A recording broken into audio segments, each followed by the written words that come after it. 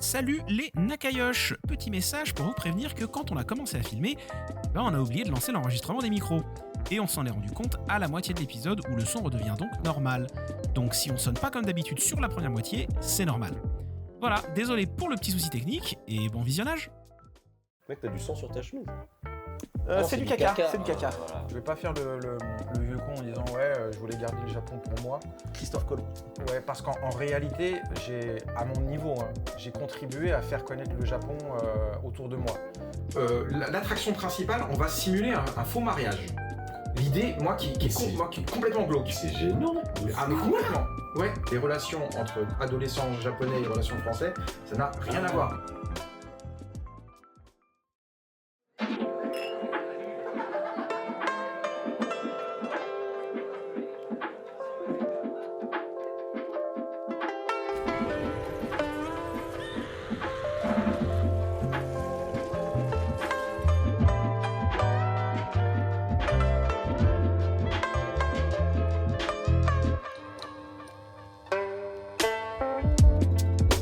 Bon bah super.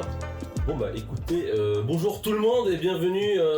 Il est quelle heure? Il est 10h02. Ah putain, attends, j'ai pris mon lot. Ah si, il est là. 10h38. Il est 10h38. Oh, très mignon. Yeux. Bienvenue dans ce nouvel épisode de Nakayoshi avec un guest très spécial. Ah, pas des moindres. Là, un ouf. Déjà parce qu'il est très beau, je tiens à le dire devant la face du monde. Il est très beau et il est encore plus beau en vrai. Oui, parce que c'est ça Nakayoshi, si vous venez dans le podcast, c'est la garantie qu'on vous dit que vous êtes beau. J'ai bien fait d'être un peu éloigné quand même. C'est la zone On Nichino. a du temps pour se rapprocher, mon cher Blanc. Ouais, au fur et à mesure, on va aller de plus en plus vers la gauche et tout. Voilà, exactement. Ne vous en faites pas, ne vous en faites pas. Non, alors Florent Gorge, donc écrivain, journaliste, traducteur dans les domaines du jeu vidéo, dans l'édition, Japanimation, donc tout ce qui est Pixel Love, Omake Book, travaille avec des Sakaguchi, Kojima, est-ce que j'oublie quelque chose? Oui, sans doute beaucoup. Ouais. T'as résumé 40 ans de vie en 17 secondes, je pense qu'il manque 2-3 trucs. Mais... Il manque 2-3 trucs, mais en effet, il a vraiment il a un CV qui est long comme... Et surtout, parce que nous, ici, c'est quand même le podcast des amoureux du Japon, c'est aussi le proto-weeb, j'ai envie de dire. Proto-weeb. Celui qui a vécu le rêve. C'est le, dont on a tous le rêvé. first children. Celui qui a eu son harem dans un lycée japonais à 17 ans. Ça commence bien. Un générique tous les matins et tout. N'importe quoi. Un générique tous les matins. Non, mais... effectivement, le JDG m'a surnommé le Weeb originel, donc c'est vrai. J'ai fait wow, ouais. C'est vrai, t'es une légende pour les gens du milieu. Bon, ça va, c'est fini là. C'est gentil, mais... Faut que je me calme. Ouais. Arrête, prof, c'était Il faut que je touche un truc. Ah non, mais tu touches autre chose. Non, mais d'ailleurs, petite question, est-ce que tu te rappelles comment est-ce qu'on s'était connecté par hasard la première fois? Non, mais moi, j'ai un peu l'impression de suivre depuis très longtemps en fait, parce que j'aime beaucoup j'aime beaucoup ton humour en tout cas sur Twitter, je lis tes commentaires et en fait c'est en lisant un de tes tweets qui avait dû être retweeté par quelqu'un, je me suis dit il est marrant ce gars-là et je t'ai suivi. Ça fait plaisir. Mais je me souviens pas du premier truc. C'était quoi, tu peux... Alors je crois que le premier truc c'était une photo de toi au Japon en tenue de lycéen sous les cerisiers. Ouais. Oh là là. Et donc photo d'époque genre 97 si je me trompe pas pour toi. Ouais. Et puis t'avais mis genre c'était quand j'étais étudiant au lycée au Japon. Puis je me suis dit c'est marrant, c'est un caucasien quoi. Et j'avais mis genre trop beau. Il est trop beau. Bah oui. Mais du coup la question qui m'intéresse aussi c'est alors. Non, pardon, t'as pas terminé. Oui, c'est vrai. Ah oui, qu'est-ce que je disais? Tu disais... Tu te rappelles la première fois qu'on s'est rencontrés? Exactement, donc c'était... Il est trop beau. J'avais dit, tu es trop beau, quelque chose du genre. Et tu m'avais suivi, et je me suis dit, c'est intéressant. Donc je t'avais suivi en retour. Et c'est là que j'ai découvert justement tout ce que tu faisais, mais je crois que c'était il y a peut-être 2 ans ou quelque chose comme ça, quoi. 1 an et demi, 2 ans. Alors ça me revient, effectivement, j'avais été un peu surpris par ton truc et j'avais été voir, je me suis dit, mais qui écrit un truc comme ça? Et j'avais vu après tous tes shorts, etc. Puis qui m'avait bien fait marrer, donc je t'ai suivi. Ah bah ça fait plaisir. Bah, c'est ça. Tu vois, Florent Gorge n'aurait jamais été dans Nakayoshi s'il n'avait pas été aussi beau. C'est vrai. Ça c'est important. Et Florent, du coup, est-ce que tu te rappelles la première fois qu'on s'est rencontrés aussi? Non. Non. Désolé. C'était genre, c'est un effort, c'était genre il y a 30 minutes, je sais pas. 30 minutes. Ah bah oui, non mais... Tu as sonné à ma porte, t'as dit c'est moi, c'est Florent Gorge. C'est moi qui ai sonné. Ça, en plus, c'est... moi Ok, non, parce que j'étais... Écoute, je suis oubliable, je sais, je passe partout. Mais, non, ok, parce que je pensais que tu me disais, en fait, on s'est rencontrés une fois au Toulouse Game Show en 2011, comment tu veux que je m'en souvienne, tu vois, genre... Non. Donc, c'était il y a 30 minutes, et déjà t'as oublié. Je suis vexé, c'est vrai. Mais c'est pas grave, je vais prendre sur moi en bon professionnel. J'aime bien ce piège, il était drôle. C'est bien fait pour toi. Donc, du coup, tu es là pour des raisons particulières au Japon, mais on va revenir au-dessus, parce que c'est très important, c'est une part de l'histoire et de choses qu'on aime beaucoup. Oui. Mais aussi la raison pour laquelle est-ce qu'on tenait tant à t'avoir aujourd'hui, d'ailleurs encore merci de venir dans notre podcast d'Idiot. Moi, honnêtement, là, le canapé, je le lave plus jamais. N'importe quoi. Je l'ai. Comme si, Ouais. d'ailleurs, est-ce qu'ils sont toujours la sauce soja? Mais t'arrêtes avec ça?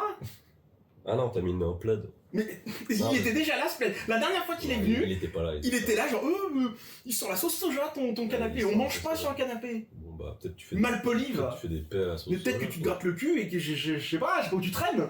Bon, du coup, c'est que toi, ta première expérience au Japon, enfin, on sait que t'en as déjà parlé, on a déjà vu des aperçus sur les réseaux sociaux, etc. Nous, ce qui nous intéresse aujourd'hui, c'est que tu nous parles de la différence de ce Japon que nous, on idéalise, parce on l'a vu de par les animés ou des films, mais c'est pas un Japon qu'on a pu vivre. Donc là, on est en 2024, t'es de retour au Japon, et par rapport à l'époque, s'il y a des différences un petit peu marquantes, alors déjà, est-ce que tu préfères le Japon d'avant C'est une bonne ou le Japon de maintenant? Excellente question. Alors, c'est vrai qu'il faut savoir que le Japon, je suis pas, quand tu disais je suis de retour en 2024, moi je suis là juste pour 2 semaines, cette fois-ci. Et puis, en général, je viens 2 fois par an. Je dois être à peu près 2 mois par an au Japon. Ah oui, donc t'es quand même un habitué de... Je fais beaucoup d'allers-retours, ouais. Et au total, j'ai effectivement vécu plus de 7 ans au Japon, en cumulé, bien sûr. Et alors, quel Japon je préfère? Je veux pas embellir mes souvenirs non plus, parce que c'est vrai qu'à l'époque, en 97, il y avait beaucoup de choses qui n'étaient pas forcément aussi pratiques qu'aujourd'hui. Le Japon s'est amélioré à plein de niveaux, etc. Mais je veux pas non plus jouer le vieux con, mais c'est vrai que je préfère le Japon d'autrefois. Ok. Mais ça m'étonne pas, moi... Je ne suis pas surpris de cette réponse, pour être honnête. Bah, en fait, moi, la question que je me pose, c'est qu'en effet, il y a le côté nostalgie, il y a le côté découverte. Voilà. En plus, c'est les yeux Il y a d'un adolescent par rapport à ça. Qui vit son rêve qu'il a depuis l'enfance et qui arrive enfin là. Effectivement, tu as les yeux qui sont comme des cœurs et voilà, c'est la lune de miel, comme on dit. Hein. Donc voilà, mais... Surtout, il y a ce côté où, quand tu arrives au Japon à ce moment-là, en fait, t'es seul, j'ai envie de dire. Oui. T'as pas internet, t'as pas ton smartphone avec comment faire quoi, Google Maps pour te déplacer, tout est en kanji partout. Des étrangers, il y en a pas. Il y en a quasiment pas. Tu marques un point super intéressant, parce que ça, c'est effectivement un truc que je bénis au ciel, si c'est possible de le faire, mais quand effectivement je suis arrivé en 1997, Internet débarquait tout gentiment depuis les États-Unis, et il y avait un ordinateur dans tout le lycée que personne n'utilisait parce que personne ne savait en réalité à quoi ça pouvait bien servir. Exactement, donc si tu veux, moi... Non, mais c'est vrai. J'ai utilisé Internet la toute première fois donc dans mon lycée japonais, mais c'était à la toute fin de l'année scolaire et en fait je savais même pas ce qu'on y faisait sur Internet. Donc, tout le monde commençait à dire Internet. Mais j'ai passé un an sans réseaux sociaux. Ça n'existait pas évidemment. Il n'y a pas de forum, il n'y avait pas de réseaux sociaux et il n'y avait pas de français à plus de 30 km à la ronde. Donc en réalité j'étais en immersion totale, mais vraiment immersion totale. Et moi-même qui refusais de parler ni l'anglais ni le français parce que je voulais absolument repartir bilingue du Japon. Ça a été une bénédiction en fait de vivre à cette époque-là pour apprendre la langue. Et je sais que je partirai aujourd'hui dans les mêmes conditions, mais les tentations d'aller voir ses potes sur les réseaux sociaux, de correspondre avec eux toutes les 10 minutes, envoyer des photos, mais il n'y a pas de coupure. Et pour apprendre une langue dans ces conditions, c'est beaucoup plus difficile. Donc j'ai vraiment eu de la chance, en tout cas en termes de timing, de pouvoir y aller à cette époque. Et tu l'as dit, moi j'étais en banlieue de Nagoya, mais en banlieue un peu éloignée, donc j'étais pas loin de la campagne. En réalité, c'était vraiment la limite entre la campagne où il n'y a plus rien et la ville. Et il n'y avait pas d'autres gaijin. Et effectivement, pendant un an, j'ai vécu comme une sorte de vie de mascotte, quoi. Ah ouais. Et c'était parfois extrêmement pesant. Ouais, c'était pas désagréable non plus, tu vois. Mais et ça, c'est quelque chose que, à mon avis, à moins d'aller vraiment dans les campagnes très reculées, où aujourd'hui, malheureusement, il n'y a plus que des vieilles personnes. Parce qu'au Japon, ça se dépeuple terriblement. C'est terrible. Et la moyenne d'âge, aujourd'hui, tu as 55 ans, 60 ans, tu arrives là-bas, tu es le petit jeune, quoi, tu vois. Mais c'est fou. C'est récemment en plus qu'ils ont pas justement. J'ai vu une news qui parlait de ça, où justement les japonaises sont outrées parce que genre le Japon proposait de donner de l'argent aux japonaises qui voulaient. Aller dans les endroits qui allaient justement redéménager à la campagne et tout machin. Apparemment ça a fait scandale. Malheureusement ça peut pas fonctionner, c'est en perdition de toute manière. Ouais, mais là, du coup, tu parlais du fait que tu étais justement isolé d'une certaine manière et que tu disais que c'était une bénédiction. Mais la question que je me pose, c'est que maintenant, tu as beaucoup de méthodes sur Internet, d'applications pour apprendre les langues. Tu peux faire correspondre en Zoom, Skype pour apprendre une langue.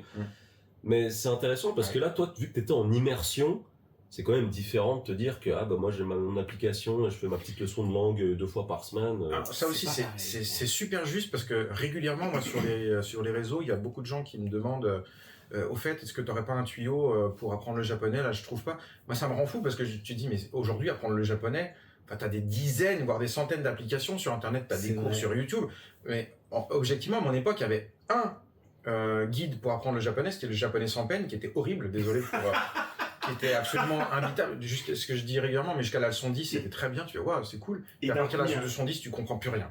Tout de suite, il y a un gap. Il y a un gap énorme et tu ne comprends plus rien. Et donc, il y avait que ça en réalité. Et les dictionnaires n'existaient pas. C'est-à-dire que pour trouver un dictionnaire franco-japonais, il fallait aller à Junkudo à Paris. C'était 500 francs le dictionnaire. Alors, à l'époque, 500 balles. 500 balles, ouais, c'était peut-être l'équivalent de 150 ou 200 € aujourd'hui. C'était un géo, quoi. Et moi, j'ai commencé à apprendre le japonais. J'avais réussi à trouver miraculeusement un mini dictionnaire, mais il y avait 3500 mots. Et il n'y avait même pas les kanji ni les hiragana, c'était l'omaji. Ah oui, c'était directement. Ouais. Donc juste pour les gens qui ne connaissent pas, est-ce que tu peux expliquer l'omaji? C'est l'alphabet, en fait, c'est juste la prononciation retranscrite avec l'alphabet. Donc t'écris Tokyo, T-O-K-I-O, quoi, c'est ça. Avec le petit. Ouais, exactement. Et donc, pour apprendre le japonais, il fallait s'accrocher en réalité. Aujourd'hui, il y a énormément de solutions. Mais le revers de la médaille, c'est qu'aujourd'hui, tu peux plus être en immersion totale, à moins de vouloir une déconnexion totale. Et donc, il y a cette espèce d'équilibre à trouver qui est pas simple. D'un côté, tu peux apprendre le japonais d'où tu veux dans le monde entier, alors qu'autrefois, c'était pas possible. Mais maintenant, quand tu viens au Japon, si tu fais pas l'effort de te déconnecter totalement, tu coupes jamais de ta langue maternelle et l'apprentissage, finalement, il est ralenti. Ouais. Je suis 100% d'accord. Je suis 100% d'accord parce que, tu vois, je prends donc d'expérience personnelle. C'est que moi, quand je suis arrivé au Japon, justement, à la base, comme j'avais expliqué, j'étais arrivé avec un congé sabbatique et je me suis dit, j'ai envie de charbonner pendant 1 an et d'apprendre la langue au maximum. Et c'est pour ça que j'étais allé dans une share house dans laquelle je savais qu'il y avait des japonais et je passais mon temps dans la salle commune pour pouvoir connecter avec les gens le plus possible, tu vois. Mais bon, c'est vrai que j'ai quand même eu du mal à me détacher aussi 100% de mes potes parce que le soir, quand je rentrais et avant d'aller me coucher, j'allais quand même sur Discord un petit peu. Et voilà, c'est normal. Voilà, discuter, machin et tout. Mais c'est vrai que j'ai passé donc 2 ans en mode vraiment études. J'ai passé fantastique. J'ai jamais été aussi heureux de ma vie, je pense. Et après, j'ai trouvé mon premier emploi qui était une boîte avec quasiment que des Français. Et là, à partir de là, tes chances de parler le japonais, elles descendent, ton niveau, Mais tu vois, en fait, c'est terrible. terrible. En fait, c'est marrant parce que c'est pas qu'une question de langue. Je pense que si tu veux vraiment apprendre une langue, il y a aussi l'immersion dans la culture. Oui, il y a l'immersion et puis le fait d'essayer de s'adapter à des codes sociaux. Tu vois. Donc, moi j'en sais rien, je parle pas bien japonais. Vraiment, je parle pas bien japonais. Mais si, tu parles bien japonais. Mais, alors... Je t'ai vu bourré, mec. Non, mais je parle pas bien japonais, mais par rapport... J'étais assez étonné parce que même par rapport à des gens qui ont fait des études universitaires en japonais, etc., où, en effet, ils n'ont pas l'occasion vraiment de pratiquer l'oral ou ce genre de choses, c'est là où tu te rends compte que, bah oui, tu connais 1 milliard de kanji de plus que moi, mais tu vas être posé à côté de quelqu'un dans un bar et tu vas vouloir parler de la pluie et du beau temps ou je sais pas quoi. Oui, je vois ce que tu veux dire. Peut-être comment engager une conversation avec un kidam ou... Mais est-ce qu'à l'époque, tu avais ces petits dictionnaires électroniques oui, mais c'était plutôt vers mon 2e séjour, à la toute fin des années 2000. J'en ai même fait un business à la fac. Mais à la fin des années 2000, il y avait Sharp qui avait sorti des PDA, ce qu'on appelait des PDA, des personal... enfin bref. Et c'était l'ancêtre des smartphones. Personal Assistant, je crois. Ouais, c'est ça, ouais. Personal Dictionary Assistant. C'est pas dictionnaire, non. Mais bref, il y avait des PDA. Sharp faisait ce qu'ils appelaient des Zorus. Et il y avait des dictionnaires intégrés et on pouvait écrire directement des kanji en tactile. Ça retranscrivait. Mais le temps de gagner, moi j'étais revenu avec ça à la fac lorsque j'avais terminé mon premier séjour au Japon. mais tous les élèves étaient fous de ma machine parce que c'était encore le dictionnaire à la main, donc tu cherchais avec le nombre de traits. En plus, pour trouver un kanji, il fallait 10 minutes. J'ose pas imaginer chercher un kanji dans un vrai dictionnaire. Et ça, aujourd'hui, on sait plus faire. On sait plus faire chercher le dictionnaire parce que maintenant, toutes les machines le font. La techno a considérablement simplifié. Et c'est vrai que moi, ma machine me faisait gagner énormément de temps et donc tout le monde en voulait. Donc moi, j'avais cette chance, après ce premier séjour, de pouvoir retourner au Japon parce que j'avais une famille d'accueil. J'étais en famille d'accueil d'immersion totale et j'y retournais régulièrement. Et tous mes potes m'ont demandé. Donc j'avais fait un business de Zorus. Et j'ai fait des belles heures de Sharp, je crois. J'imagine. Mais c'était des super machines. Donc, ouais. Du coup, là, tu vois, on parle de technologie. Ça m'emmène vers cette question que j'avais envie de te poser. Toi qui arrives au Japon, quelle année t'arrives au Japon déjà pour ton 97. 97, t'arrives au Japon. Donc juste après la sortie de FF7, si je dis pas de bêtises, je crois que c'est 96. FF7 c'est 95 même, fin 95 au Japon, non? Non, c'est 96. Non, c'est 97 parce que j'ai joué avec une famille. Ah, donc 97, donc avant même la sortie de FF7. En tout cas, c'est ces eaux-là, ouais. Est-ce que quand t'arrives au Japon à ce moment-là, par rapport à la France, est-ce qu'il y a vraiment cette notion de le Japon, le pays du futur, en avant sur tout le monde? Totalement. Là, vraiment, tu la ressens. Il y a plein de trucs, en fait. Le Japon, en tout cas, en 97, c'était peut-être le début de la fin. Tu penses que c'est le début de la fin, pour moi, le début de la fin, c'est 2009, 2007-2009, c'est l'arrivée de l'iPhone. Et là, à partir de l'iPhone, donc, je reviendrai après sur ta question, mais l'arrivée de l'iPhone, c'est pour moi ce qui marque la fin du Japon dominateur en technologie. Ils se sont fait griller par les Coréens, ils se sont fait griller par les Japonais. Et les Japonais, objectivement, en machine grand public, n'ont plus rien fait à part 2-3 trucs, évidemment. Je généralise extrêmement. Et les Japonais, aujourd'hui, sont très forts pour tout ce qui est gros matos de chantier, des grosses machines, etc. Mais pour ce qui est l'électronique grand public, ils ont quand même énormément chuté, quoi. Bah, c'est vrai qu'avant ils étaient à la pointe de tout. Tu prends Yamaha, ils faisaient des motos, ils étaient leaders en instruments de musique, en synthétiseurs. D'ailleurs, est-ce que c'était pour ça que le Galaké, on l'appelait le Galaké, pour Galapagos Keitai en fait? Non, c'est pas Galapagos. C'est pas pour Galapagos? Non, Gala, c'était pourquoi Galac, c'est le chocolat blanc Galac, avec le dauphin. Non, le truc avec la plage. Je sais plus pourquoi c'est le Gala. Mais en réalité, à l'époque, aujourd'hui ça pourrait faire rigoler, mais je me souviens qu'en France, on commençait à avoir, il y avait les bebop et toutes ces conneries-là, mais les téléphones portables qu'on avait, ils étaient gros comme ça, en 97, chez nous. Ça tenait dans une poche, mais c'était une lynx, quoi, une Atari Lynx, quoi. Et j'arrive au Japon, et les Keitai, ils sont gros comme ça. C'est, je sais pas, c'est un Mars, quoi, c'est un Nut, tu vois, ce genre de choses. Et déjà, rien que ça, à l'époque, c'était un choc de te dire, waouh, tu vois la différence. Ensuite, ils avaient tellement d'avance sur les téléphones portables, et ça, c'est un truc que les rares gaijins qui venaient, il y avait des étalages entiers de téléphones portables devant les boutiques d'électronique, et ils étaient considérablement en avance. Les premiers écrans couleurs, nous on les a eu 2 ans plus tard. Il y avait déjà du télévidéo, donc tu sais, la visioconférence par téléphone, c'était déjà possible, mais longtemps avant les smartphones. Ils allaient sur internet, ils faisaient des réservations, etc. Mais ils avaient une avance considérable sur plein de choses. Et c'est vrai que c'était un pays qui était un peu futuriste et qui faisait rêver pour ça. La contrepartie aussi, c'était que le Japon était extrêmement cher. Oui. Et, le coût de la vie là-bas. Le coût de la vie. Mais 97, j'imagine même pas. Par rapport à la France, c'était le pays le plus cher du monde, on va pas se mentir, c'était le pays le plus cher du monde. Mais les salaires étaient au niveau, enfin pour les Japonais. Alors justement, les salaires au Japon n'ont pas été alignés sur l'inflation depuis 97, grosso modo. Il y a des exemples assez, alors c'est très niche comme exemple, mais il y a 2 exemples qui montrent que le Japon a eu beaucoup de mal à s'adapter à l'inflation. C'est les distributeurs automatiques et les salles d'arcade. 2 trucs, tu vois, qui sont très très niches, mais c'est des exemples assez parlants. C'est-à-dire que pendant très longtemps, les boissons ont été à 100 yens. Et il a fallu des années pour qu'ils passent à 110, 120, parce que ça gonflait tout le monde d'avoir à faire de la monnaie. C'est pour ça. Et les salles d'arcade, ils se sont retrouvés dans la merde, parce que 100 yens, c'était le bon. Bah oui. Voilà. Et tu peux pas mettre 110 yens, tu peux même mettre 120 yens dans une borne. Donc 200 directement maintenant. Et voilà, ils étaient emmerdés, et donc les salles d'arcade, elles s'y retrouvaient plus, parce que le coût de l'électricité, le coût de l'entretien, le coût de tout. Et enfin bref, ça c'est des petits exemples un peu parlants pour montrer qu'ils ont eu du mal à s'adapter. Et ils ont fait la shrinkflation à fond. Moi j'ai vu pareil des tonnes et des tonnes de produits japonais fondre comme neige au soleil. Tu vois, les Umaibo par exemple, le Umaibo c'était beaucoup plus gros à l'époque. J'ai du mal à imaginer, déjà pourtant le Umaibo. Qu'est-ce que c'est un Umaibo? Alors un Umaibo, vas-y tiens. Un Umaibo, tu connais les pépis, enfin tu vois, c'est comme des chips. Qui croquent quoi. Ah oui, avec la cosse, la petite cosse de. Non, ça c'est des edamame ça. Non, Ouais. non, non. Non, en gros, c'est des chips, sauf que le Umaibo, c'est en forme de gros bâton avec un trou au milieu. Et, Ah oui, et puis t'as T'en as collé à mangé. qui, Voilà, c'est ça. ouais. Et c'est une sorte de grosses chips énormes en rouleau, enfin bref. Et ils étaient beaucoup plus gros. Il y en a d'autres, hein, par exemple les Big Kuliman Choco, je sais pas si ça vous oui, parle. oui, c'est bon ça. Mais en fait, c'est des gaufrettes qui étaient carrées, mais elles étaient Ah, grosses, mais je elles étaient confonds, grosses ok, comme ça au début. Ouais. Et en fait, le truc du Umaibo, c'est qu'il y a toujours une image. C'est un design que tu reconnaîtras, tu vas forcément le Avec reconnaître. le pseudo Doraemon là-dessus. Là. En fait, il y a plein de collaborations, mais les images, en fait, ça a été la folie dans les années 80. Et les gens collectionneurs. Ils collectionnaient, c'était une vraie folie. En fait, les gamins, ils achetaient les gaufrettes par 10 ou 15, mais ils balançaient les gaufrettes parce qu'ils en avaient marre de bouffer les gaufrettes. Et il y avait un gâchis phénoménal, ça avait fait un scandale dans les années 80. Et en fait, les Umaibo étaient gros comme ça au début, et maintenant ils sont comme ça. Mais parce qu'ils peuvent pas changer le prix. Et pareil pour les Umaibo. Les Umaibo, ça a toujours été 10 yens. À la base, c'était 10 yens, c'est ce qu'on appelle du dagashi, tu sais, les bonbons pas chers.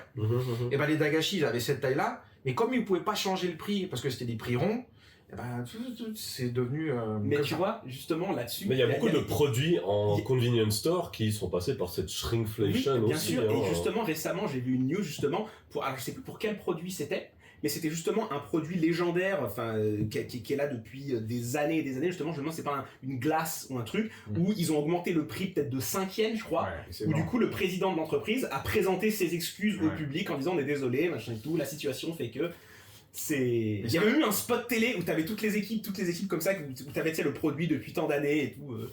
Et tu les vois tous qui s'excusent, tu te dis putain, ils ont augmenté genre de 3 yens, 4 yens et ils prennent ça au sérieux. Et ça a toujours été, moi j'adore les bonbons, les produits japonais, etc. Mais il y a beaucoup d'arnaques. Hein. Franchement, quand tu regardes, tu vois par exemple les Poki, les Topo, les trucs comme Ouais. ça, c'est des petites friandises. Chez nous, c'est des, comment on appelle, des Mikado. Mikado, ouais.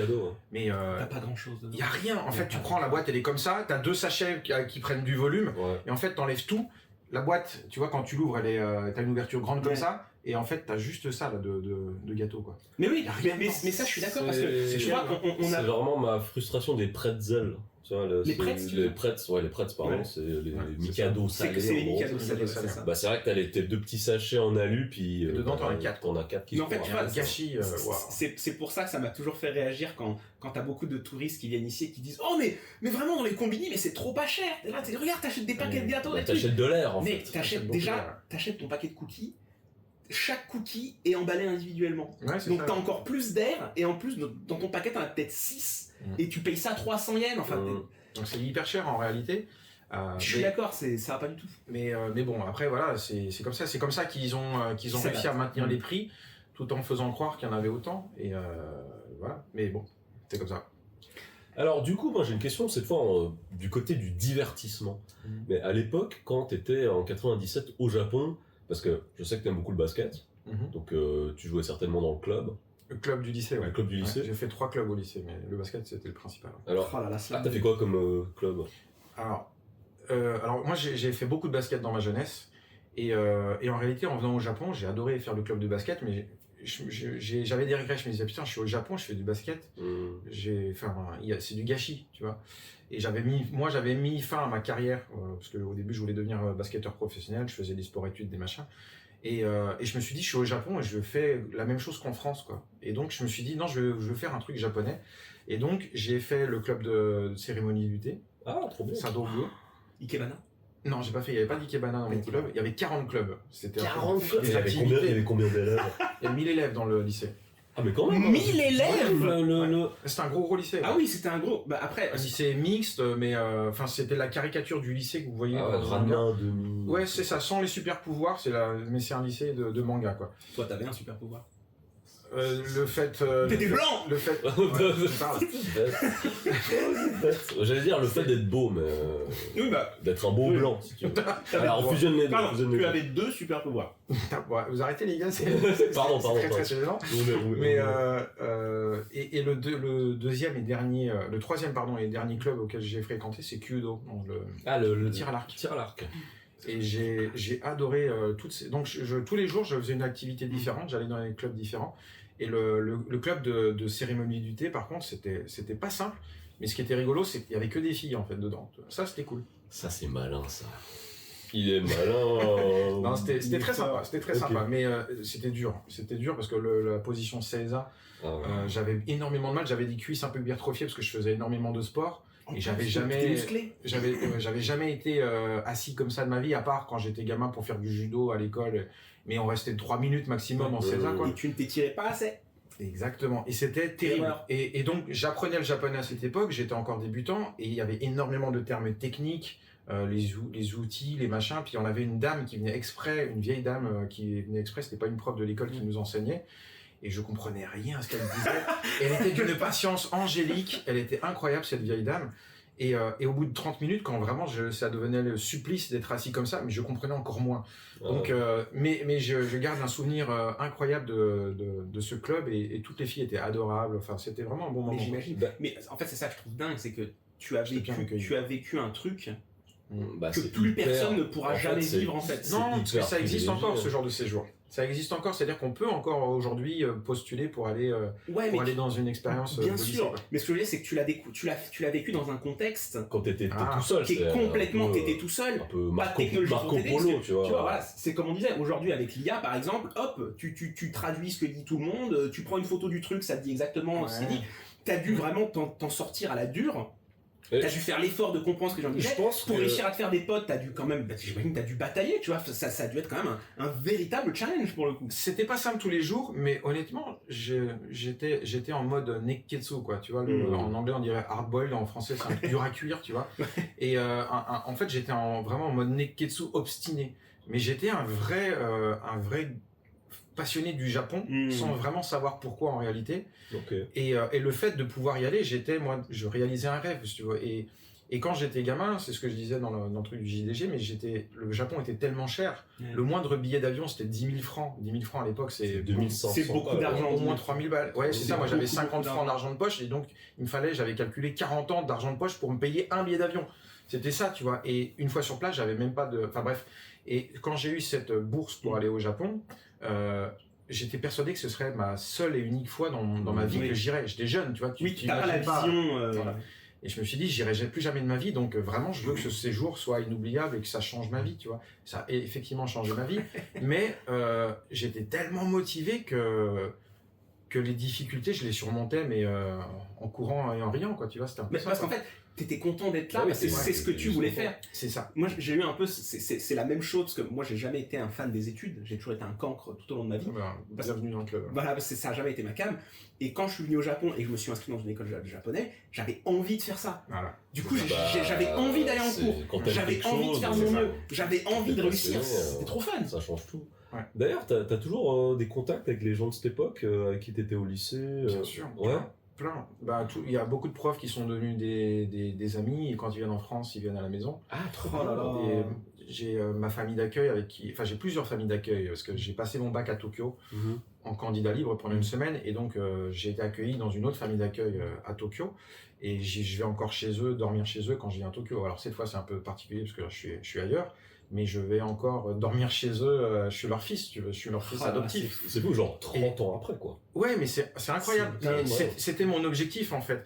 J'avais pour objectif, parce que je savais que c'était des familles d'accueil, et je savais que des fois ça se passait mal, etc. Moi, je voulais vraiment que les gens qui allaient m'ouvrir leurs portes, ça devienne une vraie famille, pas juste pendant quelques semaines, quelques mois. Ce sont des bénévoles, à la base, ces gens-là. Donc, ah oui, ils prenaient pas de billets. Non, c'était une bourse, tout le monde était bénévole, quoi. Donc c'était un système assez incroyable. Trop bien. C'est devenu un business, les familles d'accueil. Non, mais clairement, il y a je savais pas. C'est un gros business. Et ils étaient tous bénévoles, et on a gardé des liens extrêmement forts. Moi, ils avaient des enfants qui avaient quasiment le même âge que moi. Et ils ont tous fait des séjours à l'étranger. Enfin, c'était une famille assez ouverte internationalement à l'époque. Et des frères de sang. Et là, c'est ça. Moi, j'ai un de mes frères qui est à Londres, et régulièrement, quand il vient à Paris, il vient dormir à la maison parce qu'il a pas d'endroit où crècher à Paris. Donc, il vient à la maison, mais tu l'appelles Kyodai. C'est mon frère, quoi. Tu vois, c'est ton Nakayoshi. Mais voilà, donc c'était vraiment un séjour qui est fondateur pour moi. Ouais, ça a changé ma vie. Mais honnêtement, enfin, c'est vraiment, c'est un truc de fou ce que tu as vécu. C'est vraiment le rêve de beaucoup de gens. C'est mon rêve. J'aurais aimé pouvoir vivre je pense que justement la grosse différence par rapport à notre génération, où il y a déjà de l'eau qui a coulé sous les ponts, où il y a des personnes qui sont déjà venues, on dit il y a ça coûte tant, même quand il n'y a pas les réseaux sociaux et tout. Enfin, là, durant cette période, c'est vraiment... Et t'as pas d'autre choix que ça, en fait. de l'exploration limite, tu vois. C'est vraiment, il y a tout qui est à défricher. Tu sais pas trop comment les choses elles se passent. C'est vrai qu'il y a beaucoup de choses qui ont changé, mais à l'époque, les gens se retournaient dans la rue, mais tout le temps, quoi. Et moi, dans mon lycée, ils avaient la télé, ils regardaient ils allaient au cinéma, etc. Mais ils avaient jamais vu d'étrangers de leur vie pour les 3/4, en vrai. Oui, bah oui. Donc 97, ouais. C'est pas encore une destination vacances, quoi. Et je sais que ça existe encore un petit peu dans une moindre mesure, mais on vient me toucher mes cheveux pour. Ah ouais. Ouais. Donc, et pourtant, le Japon, moi au début, c'est pareil, les informations qu'on avait du Japon, elles étaient assez rares. Il n'y avait pas Internet, il n'y avait pas des blogueurs, des blogueurs qui te parlent de la vie au Japon 24 heures sur 24. Et donc, moi, les informations que j'avais, c'était les rares Japonais que je pouvais croiser à Paris lors des rencontres, des échanges franco-japonais, et les quelques bouquins qui étaient disponibles. Mais il n'y avait pas cette passion pour le Japon. La Japanimation commençait à être bien connue. C'était le premier gros boom des BZ. Mais les gens étaient pas encore tiens, je vais aller vivre au Japon. Des BZ, c'est génial, mais le problème c'est que c'est encore les enfants qui voyaient ces œuvres et qui n'étaient pas encore assez grands pour se dire j'aime le Japon. Mais surtout, alors dis-moi si je me trompe, mais j'ai l'impression que c'était plus méritant à l'époque, entre guillemets, parce qu'il y avait plus de barrières. C'est-à-dire qu'on sait moins de choses. L'accès à la langue est plus difficile, c'est une culture qui est lointaine à tous les niveaux. Ce qui fait que moi, c'est vraiment ce sentiment de dépaysement, et je pense que c'est ça qui m'a fait tomber amoureux du Japon la première fois, sans forcément avoir la même intensité que toi, où vraiment là, c'était vraiment the new world. Moi, je trouve ça incroyable qu'en fait, à ton âge, je trouve ça incroyable qu'à ton âge, t'avais quand même la maturité et cette chance de savoir ce que tu voulais déjà. Tu vois ce que je veux dire? Genre, tu dis, oh putain, ça. Parce que moi, j'essaie de me mettre dans tes chaussures à cet âge-là. Moi, je suis encore dans ma chambre en train de me toucher le zizi, tu vois, et en train de jouer à des jeux. Je me dis pas. Est-ce que ça change? Je l'attendais, mais non. Je fais ça dans le salon, tu vois. Non, mais en fait, il y a effectivement. Ça m'a valu pas mal de respect de la part de mes congénères japonais qui disaient mais t'es courageux, tu viens de France et tout, tu parles pas japonais. Et c'est vrai que ça m'a valu pas mal de respect. C'était pas désagréable à vivre, tu vois. Mais je l'ai pas ressenti comme ça parce qu'effectivement, tu l'as dit, je sais pas pourquoi, je savais vraiment ce que je voulais. Mais c'est arrivé très jeune, je veux dire, à la fin du collège, je savais déjà que je voulais aller vivre au Japon, c'était mon rêve ultime. Et c'est ouf. Quand j'étais en seconde, par exemple, moi là-bas, je suis Dijonnais, donc de région. Oh, voilà. La Marche-sur-Saône représente. Ok, bon. J'ai de la famille là-bas. Et bah écoute, et donc j'ai donc fait des sports-études et j'ai pu intégrer un internat à Paris, en région parisienne. Moi, j'étais super content d'aller à Paris. Non pas pour jouer au basket évidemment, mais c'est parce que j'avais l'impression de mettre un pied au Japon. Ah, il y avait déjà une communauté. Il y avait des Japonais. À Dijon, il n'y avait pas de Japonais. C'était super chaud pour croiser un Japonais. Il y avait un restaurant japonais qui était tenu par un Chinois. Aïe. Et effectivement, et les sushis, ils étaient pas top. Mais à la limite, j'avais jamais mangé de sushi de ma vie, donc je prenais ça comme pour argent comptant. Ouais. Et c'était pas mauvais. Mais après, avec le recul, effectivement, c'était exotique, mais c'était pas du sushi, quoi. C'était autre chose. Mais et donc à Paris, il y avait moi je lisais déjà des fanzines, il n'y avait pas encore de magazines sur le Japon, c'était des fanzines encore. Et je lisais des fanzines et dedans tu avais des pubs pour des magasins comme Madoka, Katsumi, des trucs comme ça. Et c'était que des boutiques de goodies, mais il y en avait que 3 ou 4 à Paris, Junkudo, etc. Mais le fait de pouvoir y aller, c'était déjà une consécration. Oui. Et un jour je vais à Junkudo et il y avait des petites annonces, il n'y avait pas de forum, il n'y avait pas internet, donc il y avait un tableau de petites annonces et c'était en général des ressortissants japonais qui recherchaient un autocuiseur, des cours de français, des échanges, des amis pour parler en français, etc.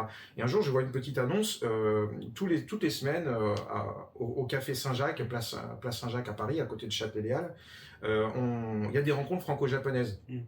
Et j'ai fait waouh, génial. Alors je prends le papier et je m'y suis rendu. Et là aussi ça a été absolument génial parce que j'ai pu croiser vraiment des Japonais qui eux voulaient des amis français et vice versa. Et donc il y avait un petit groupe d'une 15aine de personnes qui se réunissaient toutes les semaines et qui parlaient du Japon. Et ça, il y avait pas, ça parlait jamais de dessins animés, de manga.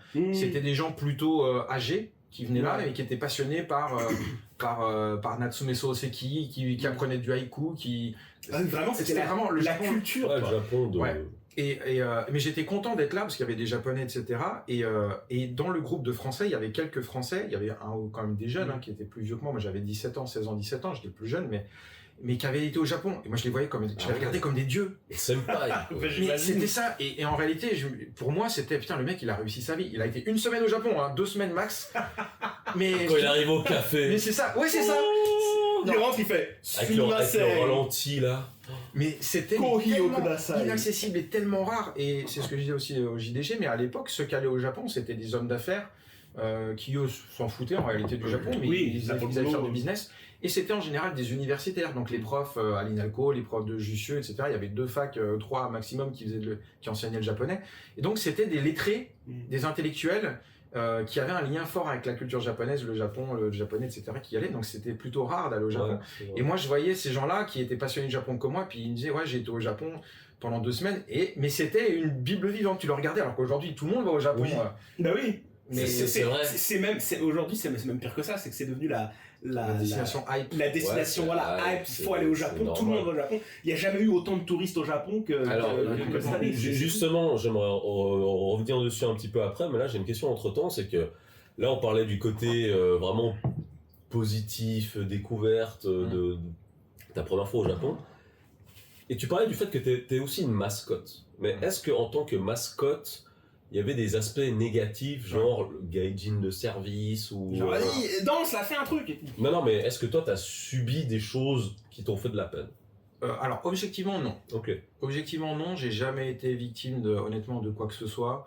Un peu de xénophobie, mais moi, je fais vraiment la distinction entre racisme et xénophobie. La peur de l'autre, c'est quelque chose d'instinctif. C'est normal. Ouais. Il n'est pas de chez nous. Surtout à une époque, en plus, où des étrangers, ils n'en voient pas. Ouais, alors, et le racisme, c'est autre chose, parce que le racisme, c'est plutôt social. C'est vraiment une construction qu'on acquiert ou qu'on reçoit. Mais, donc, il y avait effectivement une certaine peur auprès de certaines personnes qui effectivement changeaient de trottoir quand j'arrivais. Ah mais, ouais. C'est arrivé. Et évidemment, tout le monde connaît aussi le train qui est quasiment bondé, mais t'es 2 places à côté de toi qui sont libres. Ouais. Bon, mais moi, honnêtement, j'en ai rien à foutre. Moi, s'ils sont contents d'être debout, bah, qu'ils restent debout, tu vois, ça m'est totalement égal. Mais donc, moi, honnêtement, ça me gêne pas. Mais le côté un peu gênant d'être, entre guillemets, une mascotte, c'est qu'effectivement, où que j'aille, tout le monde est au courant. Et ça, c'est un petit peu difficile à vivre parfois. Donc, des exemples peut-être un petit peu concrets, mais tu n'es pas libre de tes mouvements. Tu vois. Ah ouais. Et moi, quand... c'est un truc que j'ai jamais vraiment raconté, donc voilà. Mais à un moment, j'ai eu des rendez-vous avec une jeune fille de mon lycée, et qui honnêtement me plaisait beaucoup, et donc je voulais lui proposer un rendez-vous, etc. Bon.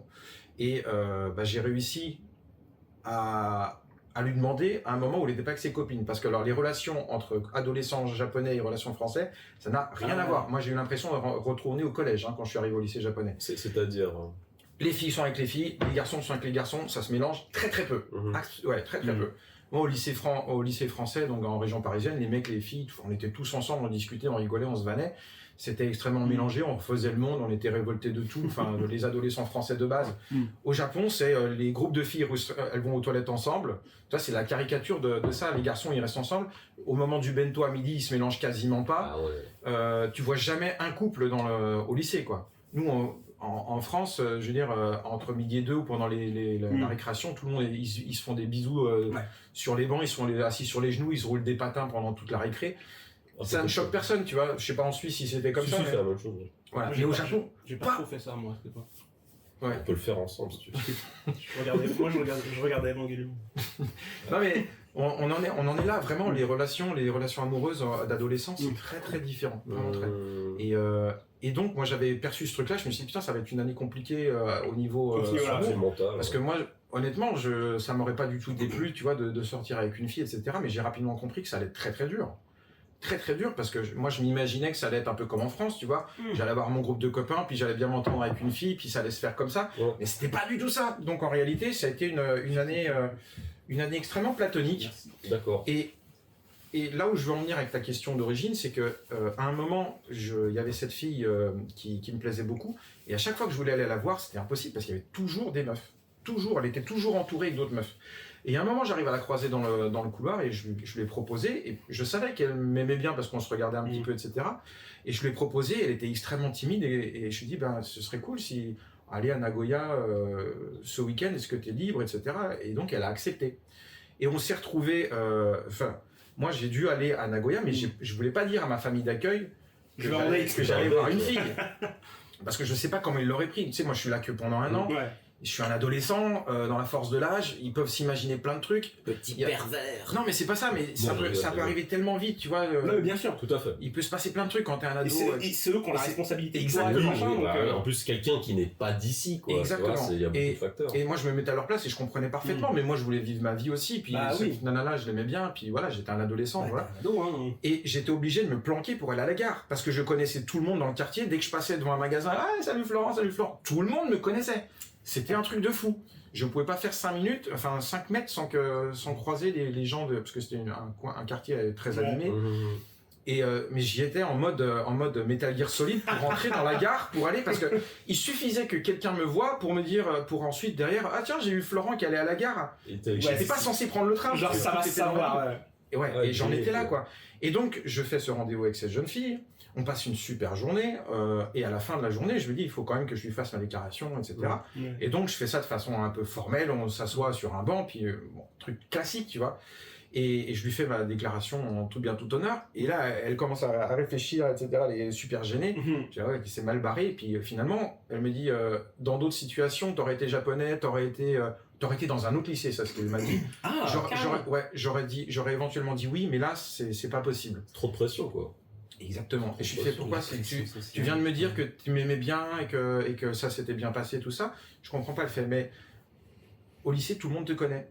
T'es la mascotte du lycée, donc même si on est discret, ça va forcément se savoir, et pour moi, ça va être insupportable à gérer. Je peux comprendre. Et c'est pas une question de, tu vois, en mode tout le monde va être jalouse de moi, etc. Non, c'est pas ça, c'est que c'est elle qui sort avec Florent et tout. Et juste l'attention. Juste l'attention qui est. Et ça va savoir auprès des profs, forcément. Et pour elle, c'était trop dur. Trop dur de se dire, mais ça va être invivable de savoir qu'il y a des gens qui vont le. Et pour elle, j'ai découvert ça en fait que même au Japon, c'est pour ça que ils se montrent très très peu. Alors il y a des couples qui se font dans les lycées japonais, mais ils sont ultra discrets et bien malin est celui qui arrive à savoir qui sort avec qui en réalité au Japon, tu vois. Donc voilà, si tu voulais en savoir plus sur le côté harem, parce que c'était ça que tu disais, c'était très dur en réalité. Alors, est-ce que toi t'as reçu des déclarations d'amour? J'en ai eu une ou deux. Mais elle t'intéressait pas. Mais elle m'intéressait pas.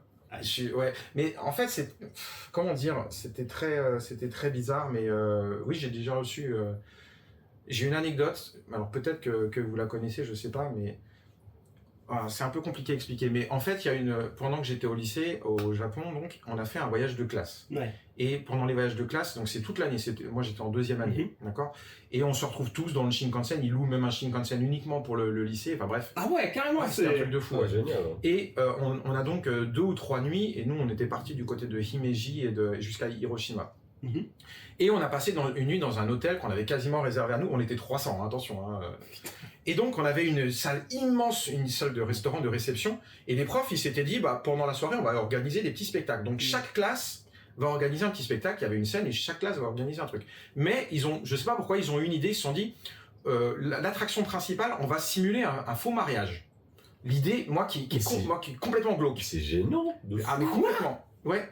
Mais j'ai des photos, je peux le prouver en plus. Non, mais on croit, mais c'est très gênant. Évidemment, ils voulaient simuler un faux mariage à l'occidental. Évidemment, comme j'étais gaijin, j'ai été désigné d'office pour faire le mariage. Et j'ai été, entre guillemets, marié de force. Mais c'était drôle, moi, ça m'a fait marrer.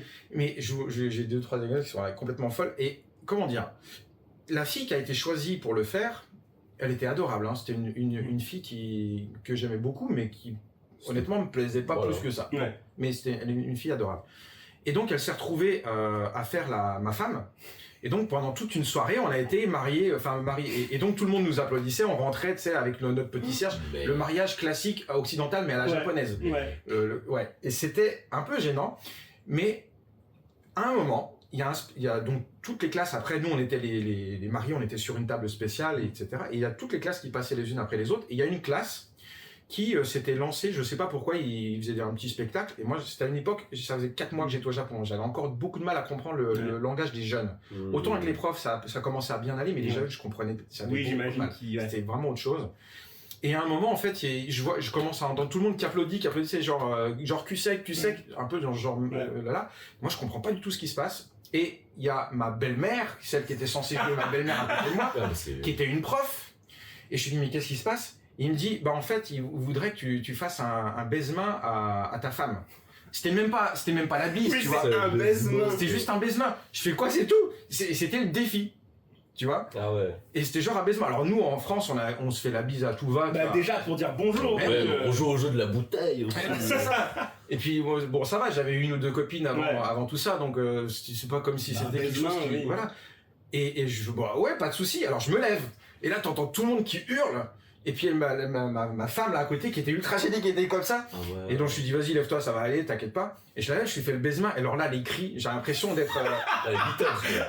C'était un truc de fou. Je veux les photos ça. Ah mais j'ai même des vidéos. Hein. Ah mais je veux ça. J'ai même des vidéos. C'est un truc de fou. C'est ok bien sûr. Et alors ce qui s'est passé, c'est que cette jeune fille, après ce voyage, ça a dû lui faire un truc je pense. Ouais, hein. j'ai l'impression. Parce qu'en réalité, elle est devenue beaucoup plus attentive. Elle est arrivée plusieurs fois. Elle adorait la pâtisserie. Elle faisait des petits gâteaux. Et le matin, elle me donnait des petits gâteaux. Tiens, Flo, c'est pour toi. Après, elle me dit tiens, je commence à apprendre le français. Alors de temps en temps, c'était l'occasion pour elle, tu vois, de venir me voir. Alors normalement, il y a très peu de contact, si tu veux, entre garçons et filles. Ce que je disais tout à l'heure. Mais elle, ça lui donnait une occasion. Et donc, elle venait me poser. Elle me disait tiens, j'ai appris ce mot-là. Comment ça se prononce? Alors, je lui ai expliqué comment ça se prononçait, etc. Et elle me disait, tiens, comme je m'intéresse au français, t'as pas des CD de chanteurs que t'aimes bien? Alors je filais un ou deux CD de Goldman que j'avais apporté, etc. Elle avait adoré tout ça. Et je me suis dit, mais il y a un truc qui cloche, tu vois. Et, ouais, bah là, je pense que... Dans sa tête, elle pensait que vous étiez ensemble. Non, je pense pas. Non, mais elle voulait. Mais elle avait le béguin, si tu veux. Ouais, elle avait le béguin. Et, bah là, clairement. Et j'ai commencé à le comprendre. Et à la fin de l'année, si tu veux, le problème, c'est que ça n'a pas été plus loin. Enfin, pour elle, certainement, parce que moi, j'aurais dit non de toute façon. Mais... Et pour moi, c'est très gênant, mais je connaissais pas ce truc-là. Mais vous allez voir, c'est une belle histoire. À la fin de l'année, genre 3 jours avant de partir, moi, je sors de mon club et je la vois qui est au loin, qui attend sur un petit muret, etc. Donc, moi, je vais dans mon coin pour aller chercher mon vélo. Et elle arrive dans l'autre sens. Et je fais, ah, mais tu m'attendais? Elle me fait, ouais. C'était au mois de février, il faisait déjà nuit. Et elle me dit, Flo, excuse-moi de te demander ça, mais est-ce que tu peux me donner ton deuxième bouton? Elle t'a fait la cérémonie. Tu connais ça? Bien sûr. Attends, qu'est-ce que c'est que ça? Tu vas voir. C'est une jolie histoire, mais tu sais, moi j'avais un uniforme, ce qu'on appelle le gakuran, donc c'est l'uniforme à gros boutons dorés, truc de classique des lycéens japonais. Et moi, comme je parlais bien japonais, j'étais déjà entre guillemets quasiment bilingue à cette époque, donc j'avais bien compris ce qu'elle me demandait, mais je voyais pas l'intérêt. Je fais mon deuxième bouton, pourquoi tu le veux, tu vois?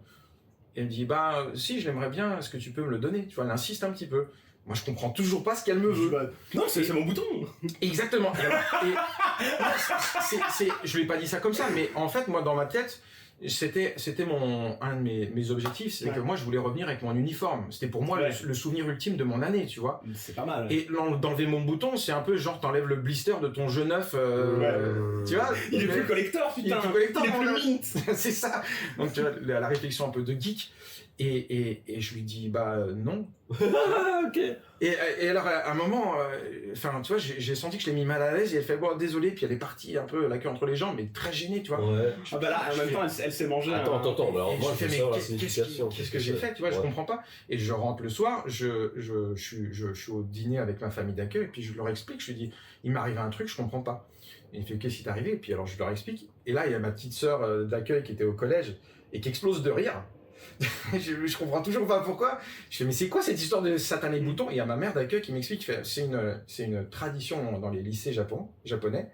Le deuxième bouton c'est celui qui est le plus près du cœur, d'accord? Et donc quand elle te demande ton deuxième bouton, c'est qu'elle veut un souvenir de toi, parce qu'en réalité c'est qu'elle était amoureuse de toi. Mais qu'elle voulait, c'est une façon détournée de dire je suis amoureuse de toi, j'étais amoureuse de toi, et elle sait que c'est la fin, que tu vas repartir en France, et elle veut un souvenir de toi. Et j'étais méga gêné, tu vois, je me disais putain, la boulette, c'est super chou. C'est super mignon. Oui, c'est adorable. Généralement, c'est typiquement, tu vois, les deuxième années qui demandent aux troisième années parce qu'ils vont partir à l'université. En fait, ils vont quitter le lycée, donc c'est genre pour pas s'oublier. Moi, j'aurais tellement pas capté. Je suis deuxième bouton.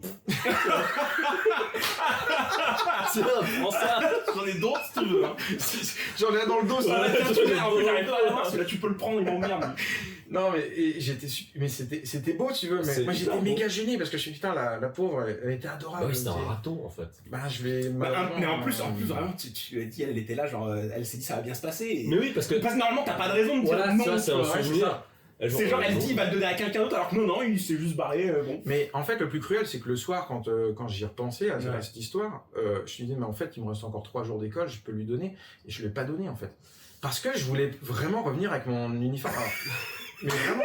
C'était pas genre parce que je voulais pas qu'elle croie que c'est. Non, c'est mon uniforme, mais je l'ai payé. Ouais, ça peut peut-être paraître cruel, mais bon, après, il faut se mettre à ma place. Tu vois, c'est un uniforme. C'est non, mais je souvenir de cet instant, de cette année. Voilà, et je suis reparti avec ce souvenir qui est attendrissant et qui reste pour moi un super souvenir.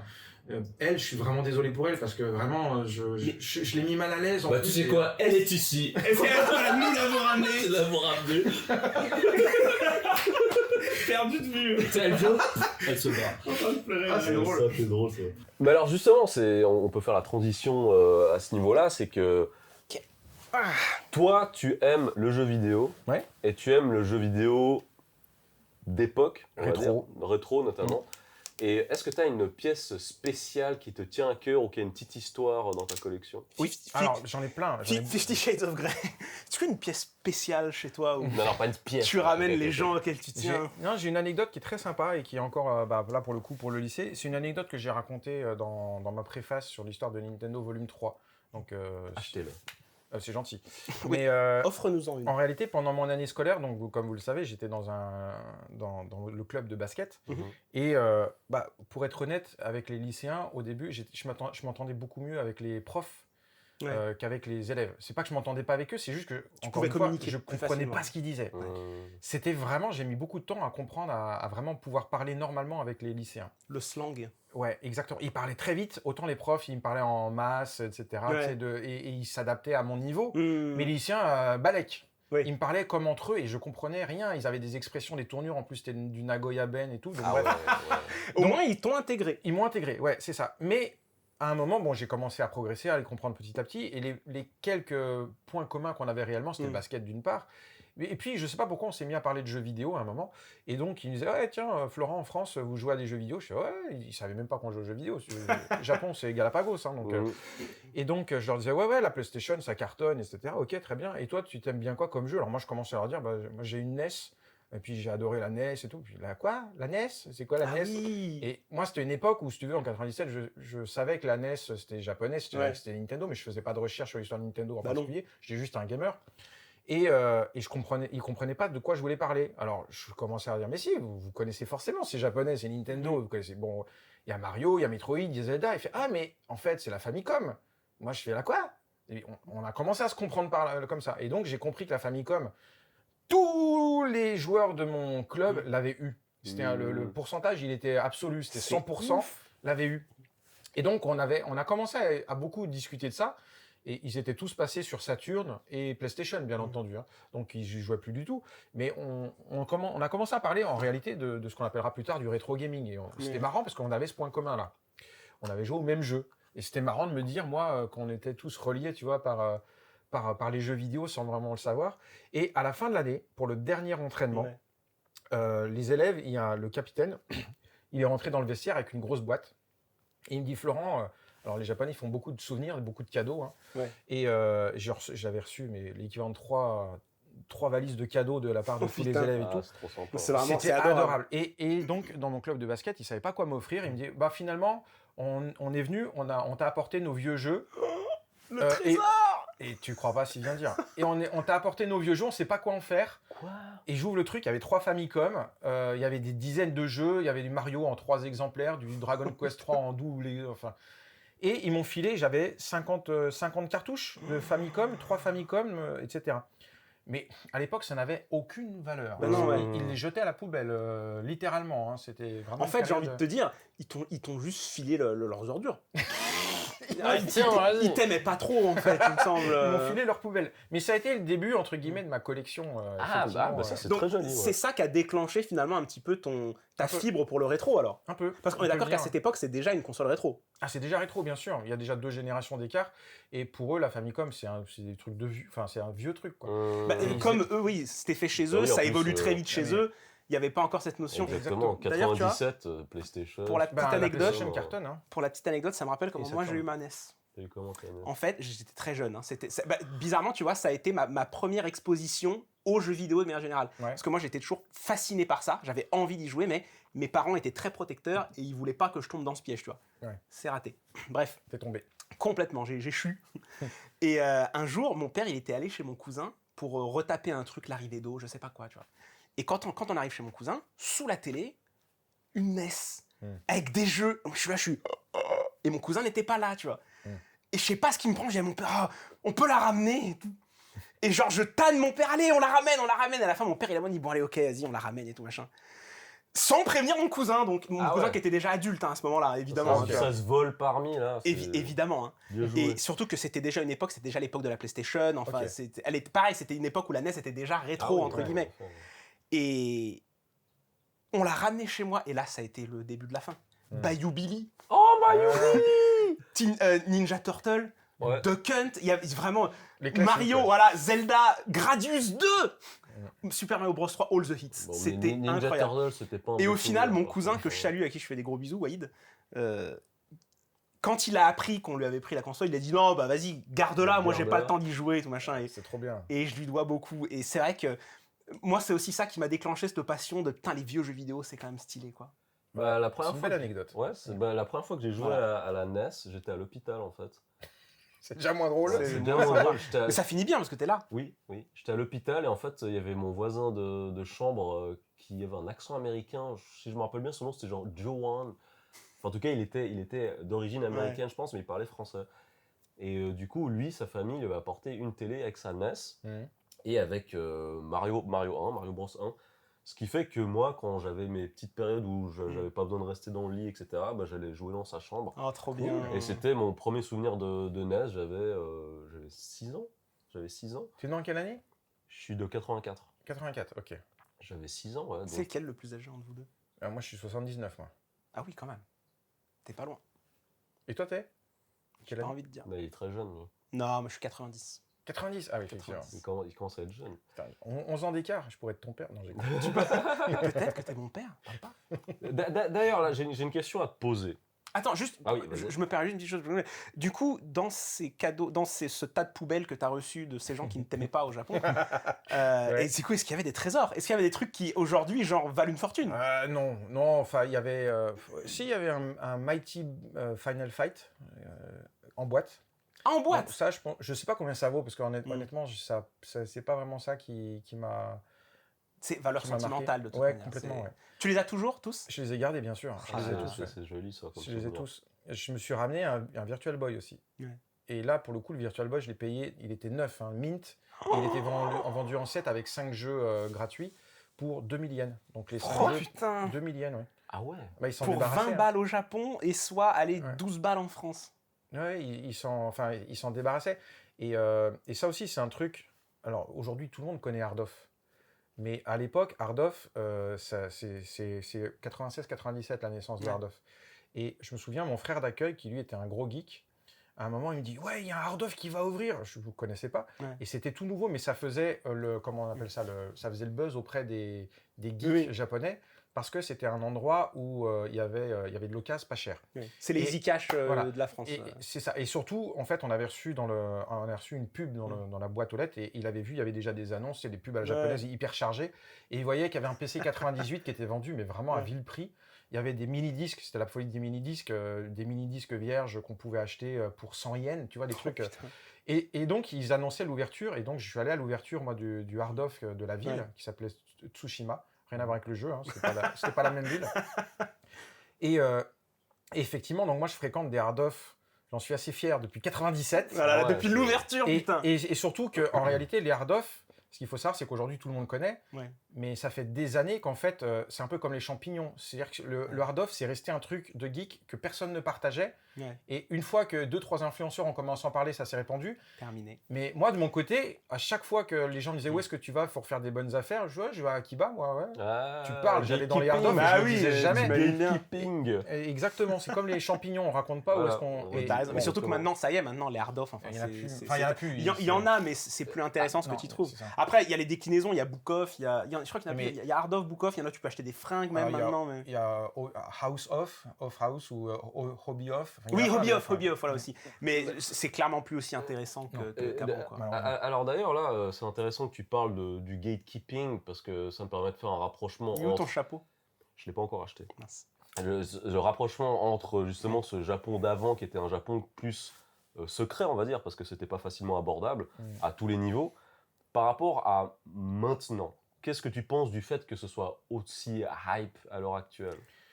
Alors, il y a des bons et des mauvais côtés. Moi, je veux dire, je vais pas faire le vieux con en disant ouais, je voulais garder le Japon pour moi. Christophe Colomb. Ouais, parce qu'en réalité, à mon niveau, hein, j'ai contribué à faire connaître le Japon autour de moi. Moi, quand je suis parti, dans mon entourage, c'était qu'est-ce que tu vas foutre là-bas, quoi. Qu'est-ce qu'il y a à voir? C'est une usine géante. C'est vraiment ce qu'on me disait. Ouais. J'avais des vieux oncles qui me disaient mais il y a rien au Japon, c'est comme Taïwan, c'est une usine. Ok. Donc le Japon n'avait pas bonne presse, clairement. Les hommes politiques, qu'ils soient de droite ou de gauche, c'était les fourmis, enfin bref. Le retour de la mouche.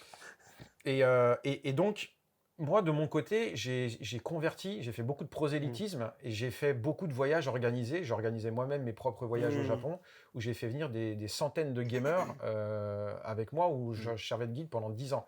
J'ai créé un forum en 2001, le plus gros forum Japon en France, qui s'appelait Forum Japon. Et il y avait des milliers, et donc on prêchait la bonne parole, tu vois. Oui. Et donc aujourd'hui, je serais mal placé pour dire ouais, le Japon c'est devenu un truc à touristes. Bah ouais, mais c'est aussi, en tout cas pour la France, j'ai participé à cette bonne parole, quoi. Le truc, c'est que je pense pas que tu as personnellement, hein, c'est un peu dur de dire que tu as une part de responsabilité là-dedans, dans le sens où c'est les réseaux sociaux. Je veux dire, c'est pas toi qui a ramené le Club Dorothée, c'est pas toi qui a ramené les animés, les trucs qui ont déclenché toute cette vague. J'ai participé à mon niveau, c'est pour ça que je dis à mon niveau. Voilà, exactement. Mais est-ce que tu regrettes? Non, je regrette pas. Alors, il y a des mauvais côtés, c'est un peu cru ce que je vais dire. Vas-y. Mais le seul souci, un des problèmes de ça, c'est, entre guillemets, la qualité du touriste, qui a complètement changé. Et moi, les gens que j'emmenais avec moi dans les voyages au début des années 2000, c'était que des passionnés du Japon. Et donc, ils rêvaient d'aller au Japon, c'était leur rêve. Et pour du jeu vidéo, pour du manga, enfin peu importe la raison, ils rêvaient d'aller au Japon. Et tu sais que ces gens-là, ils vont bien se comporter. Exactement. Et ces gens-là, ils savaient, ils s'étaient déjà renseignés, ils connaissaient déjà un petit peu les us et coutumes, etc. Et donc, ils se comportaient très bien. Il n'y avait pas de souci, si tu veux, c'était aucun souci. Maintenant, c'est con, mais on vient au Japon comme on allait en Tunisie, comme on allait en Thaïlande il y a 20 ans. C'est vrai. C'est ah bah tiens, cette année on se fait la Tunisie. Ouais. Tu vois l'expression, on se fait la Thaïlande. Ouais. Et tous les ans tu changeais de pays, etc. Mais c'est terrible de dire ça. Bah, cette année on se fait le Japon. Et la qualité du touriste, eh ben, elle est déplorable parce que les mecs ils sont pas renseignés, ils se comportent chez eux exactement de la même manière là-bas, enfin ici en l'occurrence on est au Japon, mais ils se comportent ici de la même manière qu'ils se comporteraient chez eux sans savoir. Et puis il y a des trucs qui rendent fou, tu vois. Enfin, juste maintenant c'est vrai que après, je me dis, est-ce que j'étais comme ça à l'époque quand je suis arrivé? Mais la dernière fois, j'étais dans le train, j'étais dans Yamanote, et justement, t'as un touriste qui est là, qui est en train de parler fort au téléphone, mais genre, tu dis, mais mec, t'es tout seul à hurler dans le train. Tu vois pas qu'il y a un problème? Non, mais c'est impossible de se rendre compte. Tu te rends pas compte que arrête! Mais on a tous fait, je pense. C'est ce que je me dis. On a tous fait un moment ou un autre. Moi, j'en ai fait plein, sûrement, sans même me rendre compte. J'ai eu des petits conflits avec mon frère d'accueil et je sais même pas pourquoi, mais peut-être que si aujourd'hui je pouvais me voir en troisième personne, tel que j'étais à 17 ans, les trucs que j'ai pu dire, les trucs que j'ai pu faire. Et là, je me dis, ah putain, j'ai déconné, j'aurais pas dû, tu vois. Je sais pas. Tu te rends pas compte. Non, vraiment, on peut pas jeter la pierre aux gens. Bah non, bien sûr. C'est marrant parce qu'il y a. Je crois qu'il y a 8-9 ans, quelque chose comme ça, genre vers 2015-2016, j'avais mis sur les réseaux sociaux, j'étais genre, ah ouais, le Japon, c'est la nouvelle Thaïlande. Dans le sens où ça commençait justement à être en mode genre, en fait, t'as des gens qui se permettent de faire des choses ici qui ne se permettraient pas chez eux, au même titre qu'ils vont dans des pays moins développés que chez eux, puis ils se comportent d'une mauvaise façon. Et moi, je l'avoue, la première fois que je suis venu au Japon, je me comportais pas mal, mais j'étais pas bien dans le sens où, enfin, on voit très bien comment sont les Japonais de façon générale, et j'étais pas aligné. Parce que aussi, alors c'est pas pour faire l'avocat du diable, mais je pense qu'il y a beaucoup de voyageurs qui sont en effet pas des gens qui sont forcément renseignés, qui vont en Tunisie, comme ils vont au Maroc, comme ils vont en Thaïlande, alors que... Non. Ça me fait rire. Non, mais je suis d'accord avec toi. Ça me fait rire parce que je pense qu'on est tous passés par ça, où genre t'es au Japon, et t'as ta famille qui vient te rendre visite au Japon. Oui, c'est difficile. Et genre, il y a des moments où, genre, tu vois, t'es dans le train comme ça, et eux, ils parlent fort, et t'es là, t'es genre... Ouais, mais c'est ça qui est marrant, c'est que il y a beaucoup de choses, quand on parle de lire l'atmosphère, donc Kuki Oyomu, savoir lire l'atmosphère, qui est quelque chose qui est vraiment intrinsèque à la vie de tous les jours ici. Ouais, c'est vrai. Et du coup, pour moi, le plus gros décalage culturel que j'ai, c'est pas pour faire le gars, genre j'ai compris, j'ai unlock ma compréhension du Japon, c'est pas ça. Mais si je suis avec des gens qui viennent de l'étranger, ou avec même des expatriés, des migrants qui sont ici même depuis un moment, mais qui n'ont pas cette sensibilité culturelle, où en fait la façon avec laquelle ils se comportent, ou comme ils se placent, tu te dis, ah moi ça me choque, donc qu'est-ce que c'est pour les locaux en fait, tu vois. Complètement. Et ça en fait c'est, je le dis pas avec malveillance, mais comme je le disais tout à l'heure, j'ai fait beaucoup de voyages groupés, et donc je venais avec 15-20 Français, et 15-20 Gaulois, c'est pas facile. Oui, ça rigole, machin. Exactement, et surtout, tu es dans l'ambiance, tu es entre potes, tu es entre gamers, donc effectivement, ça part très vite dans les rigolades, etc. Et c'était des gens qui s'intéressaient au Japon, mais effectivement, exactement comme toi, comme pour la famille, quand tu commences à comprendre le système japonais, c'est ultra gênant de se retrouver au milieu de tout ça et de savoir qu'en fait, ça insupporte tous les Japonais qui ne diront rien. Oui, et t'es là et tu le sais. Et tu le sais, et tu les vois qui changent de wagon. Alors que toi, ton entourage, tous les touristes qui sont avec toi, ils se rendent même pas compte de ce qui se passe. Et c'est ultra gênant. Et ça, en réalité, c'est terrible parce que le Japon, c'est un pays merveilleux, mais les gens ne se rendent peut-être pas compte à quel point il faut malheureusement, je crois, vivre un certain nombre d'années pour se rendre compte à quel point il y a aussi une forme d'intolérance passive. Et que tu ne détectes pas quand tu es touriste, où tu dis, mais c'est génial, le Japon, ils sont tous gentils. Tu te rends pas compte que derrière, en réalité... Le mec, ils sont en train de te cracher dessus. Et le pire, c'est que c'est pas cracher dessus, mais ils prennent beaucoup sur eux-mêmes. Et d'ailleurs, il y a quelque chose qui m'a fait très plaisir, parce qu'il y a mon meilleur ami d'enfance qui est venu, il est reparti hier, il est venu me rendre visite ici au Japon.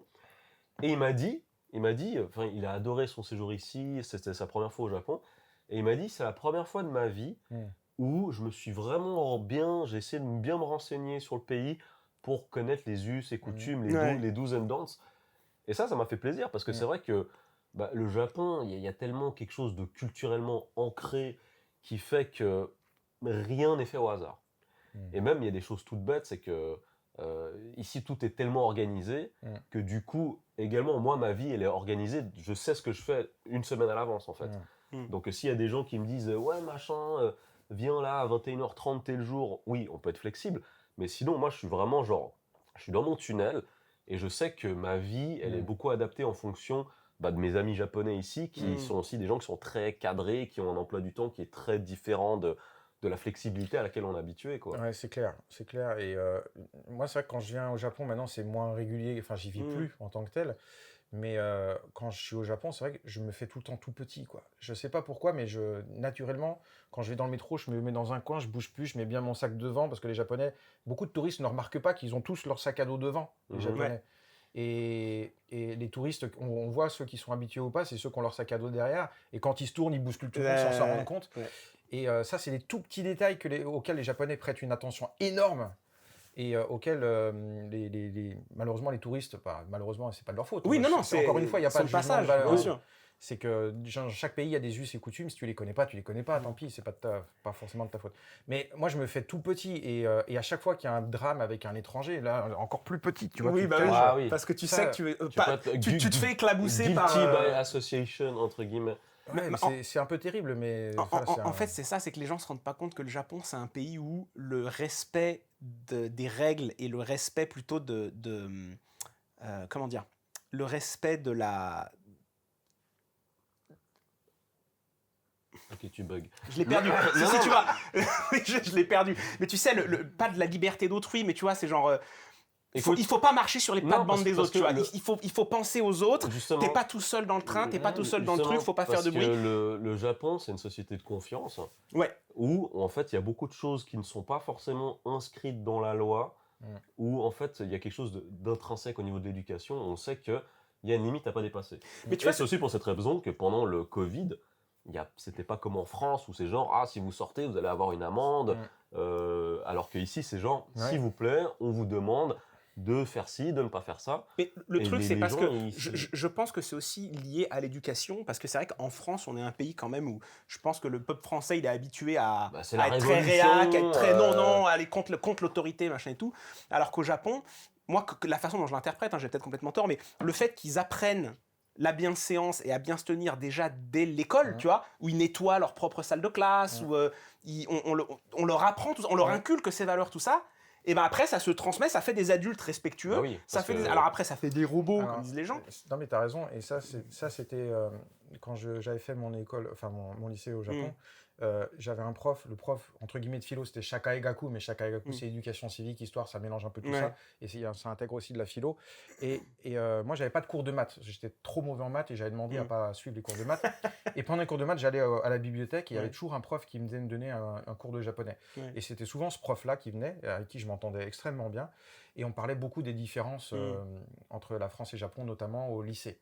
Et pour lui, il trouvait qu'en France, on allait trop vite dans l'émancipation de la pensée. C'est-à-dire qu'il disait, vous apprenez trop vite à donner votre avis, vous apprenez trop vite à vous affirmer avant d'avoir compris les bases. C'est-à-dire que, tu vois, d'abord, pour les Japonais, il y a beaucoup de gens, et moi je l'ai pensé aussi, je plaide coupable, mais on le disait un peu en off, moi quand je suis arrivé au lycée, j'ai l'impression de rentrer au collège.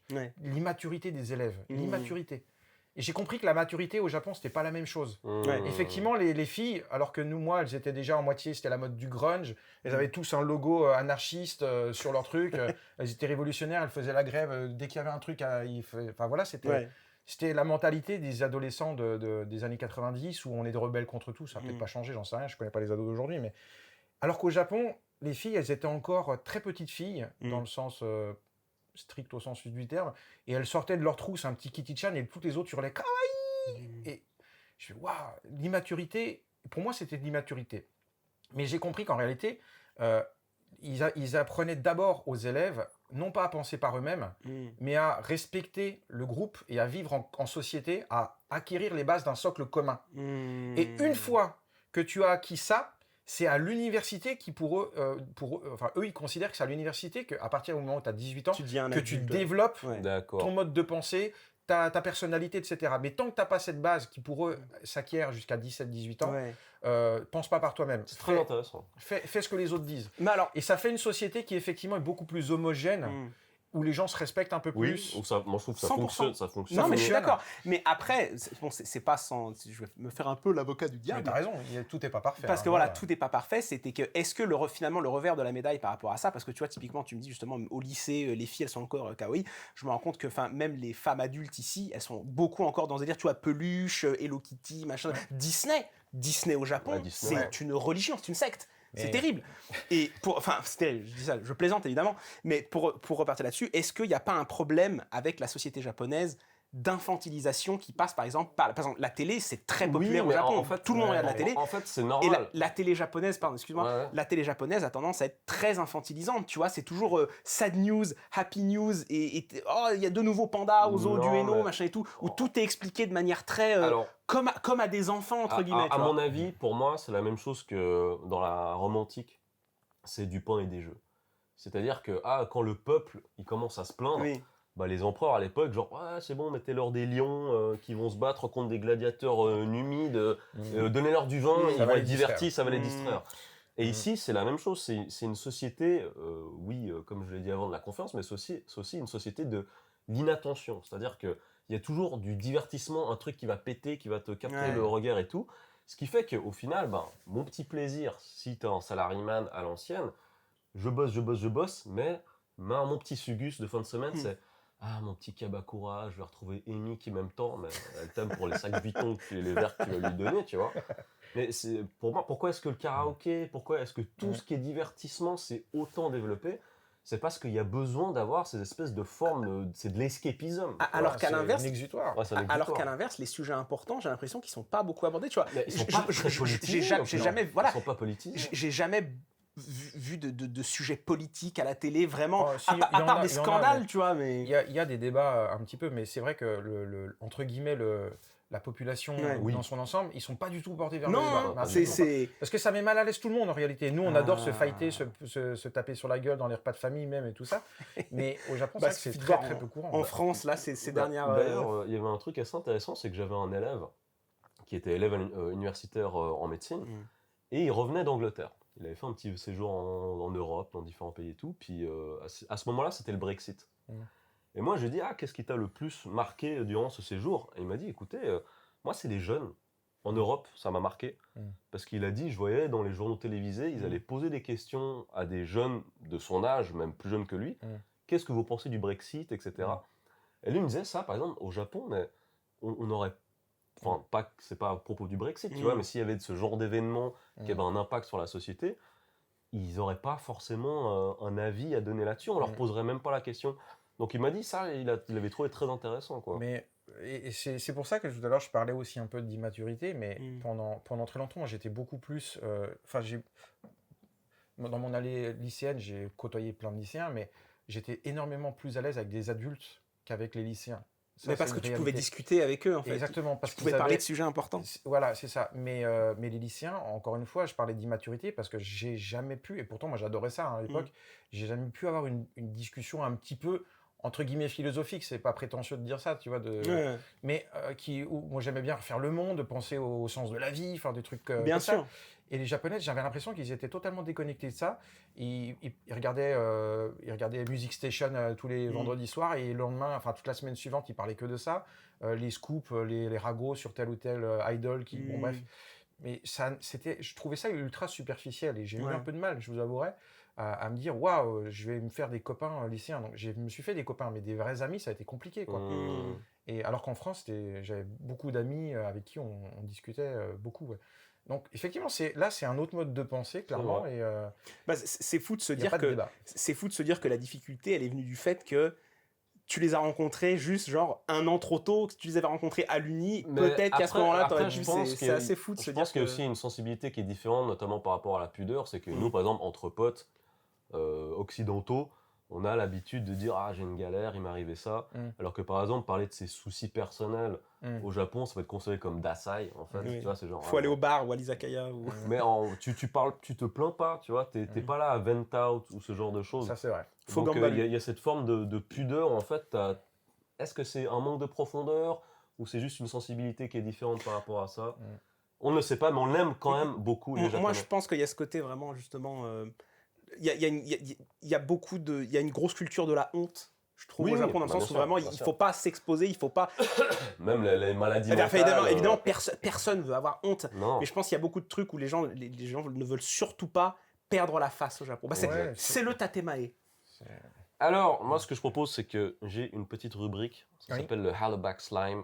Je vais te dire 2 mots, tu dois choisir l'un des 2, et si tu as une petite anecdote qui va avec, tu peux en parler. D'accord.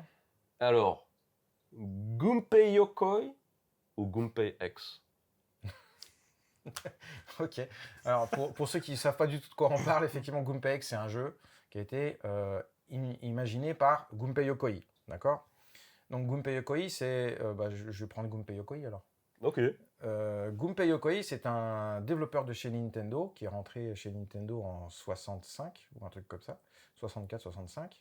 Et qui est mort en 97 d'un accident de voiture, mais qui est le premier créatif de Nintendo. Nintendo faisait des cartes à jouer jusque-là, en termes de créativité, c'était déjà du vu et du revu. Et ils ont commencé à se développer dans le jouet grâce à l'impulsion de Gunpei Yokoi. Voilà. Et donc il a créé plein de jouets, il est à l'initiative d'énormément de jouets à succès qui ont permis à Nintendo d'être le Nintendo qu'on connaît aujourd'hui. Donc c'est un personnage central de l'histoire de Nintendo. Il a notamment créé les Game & Watch, plein de jouets à succès. Il est à l'initiative de la Game Boy, enfin bref. Légende. Ouais, une grande légende de Nintendo. Voilà, et effectivement, c'est un monsieur que moi j'ai découvert au tout début des années 2000. Et sa vie m'avait fasciné, puisqu'il était sorti une biographie qui était introuvable à l'époque. J'ai payé 14 000 yens à l'époque, c'était très très cher. Mais c'était une Bible, c'est devenu ma Bible pendant un certain temps. Et donc j'ai commencé à écrire des articles sur lui dans la presse française, donc personne ne le connaissait. Moi j'ai découvert au Japon à ce moment-là. Et c'est à partir de là que je me suis dit que dans l'histoire de Nintendo, il y a des personnalités autres que Miyamoto. Parce qu'il n'y avait que Miyamoto. En Occident, il n'y avait que lui. Donc j'ai essayé de répandre à mon niveau le nom de Gunpei Yokoi et j'ai traduit aussi sa biographie donc, en la rajoutant. Rien que ça. C'est vrai que les gens ont tendance à oublier que Nintendo, ça existait bien avant la NES. Oui, c'était le jeu de Hanafuda, c'était des cartes. 1889. C'est ouf. C'est fou quand même. D'ailleurs, prochaine question où je rebondis sur Monsieur Yokoi. Game & Watch ou Casio? Game & Watch, c'est une bonne question. Là, on rentre beaucoup effectivement dans le privé, mais ouais, allez, Game & Watch. Ok, t'as pas d'anecdote. Ouais, mon premier. Pas d'anecdote. Si, non, on en a rien. Si, tout simplement. Moi, j'adorais les montres Casio. Je pense que tu retires ça de je sais pas quoi. Et pourquoi tu parles de Casio? Parce que t'as entendu j'ai dû en parler il y a pas longtemps, non? Ah, je suis dans ton armoire. Ah, c'est pour ça. c'est bien toi que j'avais entendu. Oui. Et ouais, donc j'étais passionné par les montres Casio quand j'étais enfant. Là, il y avait des tonnes de montres gadgets. Voilà. Et Game & Watch, c'est mon premier contact avec Nintendo, sans savoir que c'est Nintendo, parce qu'à l'époque, moi j'avais 5 ans. C'était pour mon anniversaire, les 5 ans. J'ai reçu un Game & Watch. C'était Parachute. Et à cette époque, c'était pas rétro. Hein. Ah non, c'était moderne. C'était comme voilà, c'était le jeu électronique, c'était le truc hype par définition. Et évidemment, il y a marqué Nintendo, mais si tu veux, j'en ai rien à foutre. Pour moi, j'ai reçu le truc, c'était un jeu électronique. Et donc, c'est que bien plus tard que je me suis rendu compte, mais c'était déjà du Nintendo. Donc voilà, j'ai eu mon premier contact avec les jeux vidéo et Nintendo, c'est un Game & Watch chez Parachute, et c'était pour mon anniversaire. C'est marrant parce que toi, tu me parles des Game & Watch, je me dis, ça, la tête, ça me ramène automatiquement à. Bon, c'est beaucoup plus jeune, hein, ça me ramène automatiquement à Super Smash Bros. Melee. Ouais. Quand j'ai découvert qu'il y avait Game & Watch dedans, et que tu te dis, putain, mais c'est qui ça? Et je commence à faire avec, tu comprends ce que c'est Game & Watch, et tu te dis, putain. Ah oui, bah oui, t'as le personnage. Et c'est là que tu te dis, c'est vraiment trop cool d'avoir fait un perso comme ça, quoi. L'histoire Game & Watch, elle est très sympa. Question suivante. Dis-moi. Super Nintendo ou Super Potato? Ouf. Super Nintendo, clairement. Super Potato, c'est une boutique qui a eu son charme les premières années et qui aujourd'hui, j'y suis retourné uniquement pour la forme. Mais c'est cher. C'est comme les hard-off, en fait. C'était bien au début. Ouais, mais hard-off reste plus intéressant, même s'il y a moins de choix. Le hard-off, il faut avoir du bol. Dans les hard-off, le coin intéressant, c'est le coin de junk. Ouais. C'est au fond du magasin, tu as des tiroirs, des gros bacs avec que des trucs qu'ils n'ont pas testés, donc ils ne savent même pas si ça marche. Oui, j'en ai vu. Il y en a qui Akihabara, il y en a plein. Alors j'ai une question. Il y avait une rumeur, c'est quelqu'un qui m'avait dit qu'il y avait des magasins de rétro gaming, genre à Akihabara, où ils refusaient de servir des personnes qui parlaient français. Alors quoi? Français, je sais pas. Comment ils peuvent savoir? Alors, je sais pas, parce qu'on m'a dit, apparemment, c'est parce que tout le marché du rétro, maintenant, c'est plus au Japon, c'est en France, etc.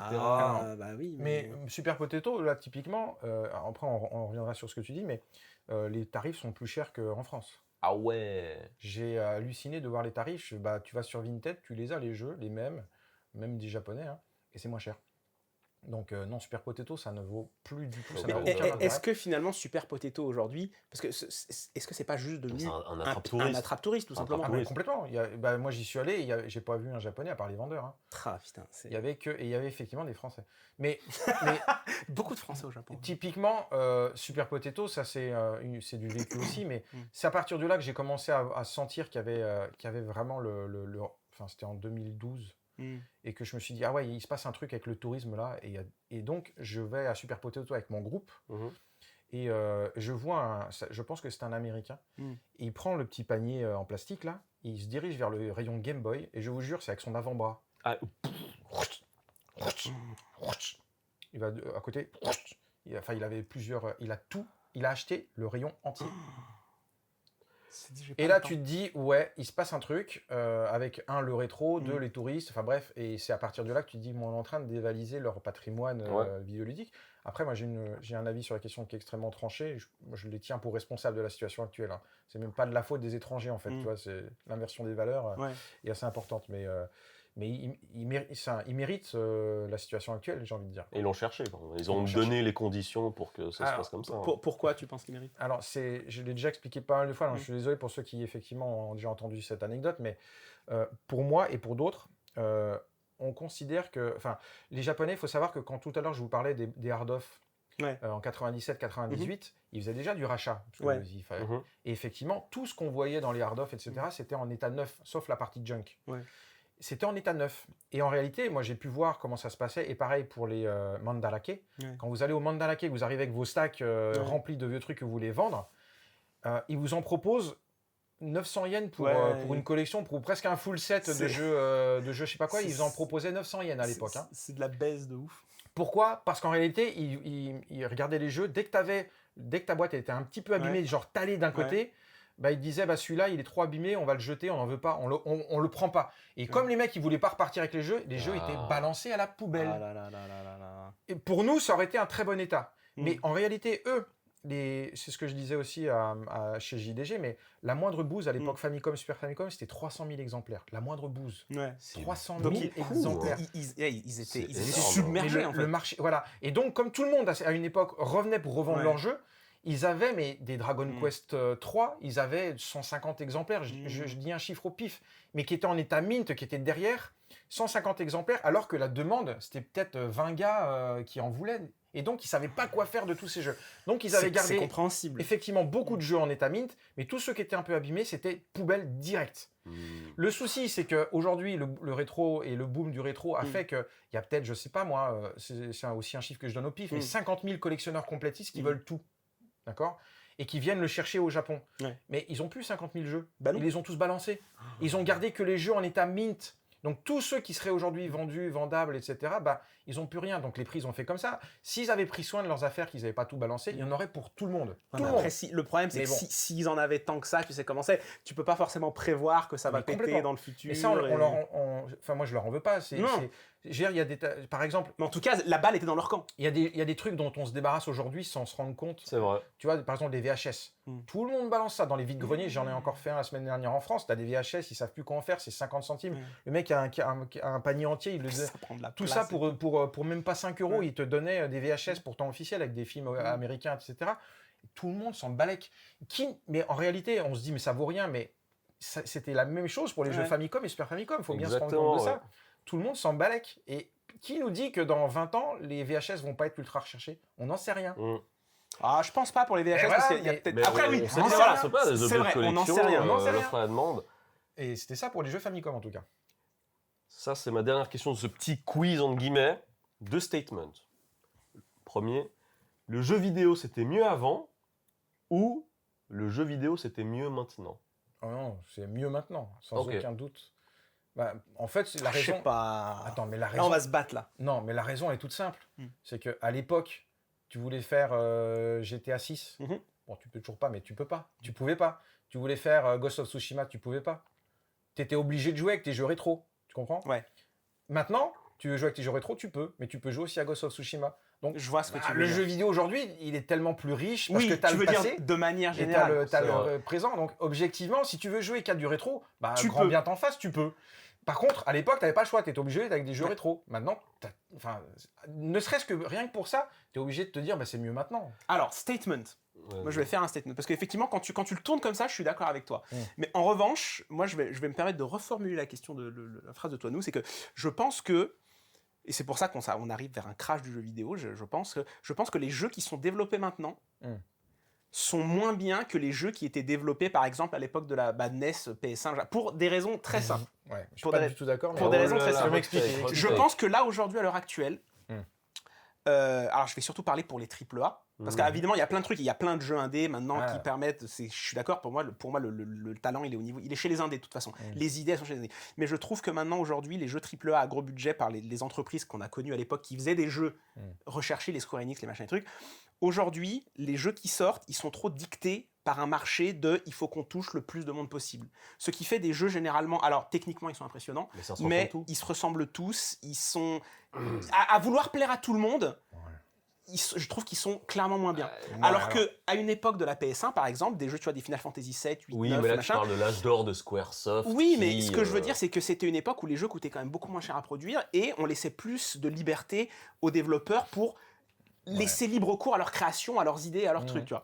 Mais qu'est-ce que Florent pense du coup Alors, je suis pas forcément d'accord parce qu'en réalité, c'est vrai que toi, tu parles de la période PlayStation. Moi, je vais revenir à l'époque 8-16 bits. Tous les jeux se ressemblaient. Je veux dire, tu avais 45 jeux de plateforme qui sortaient tous les mois.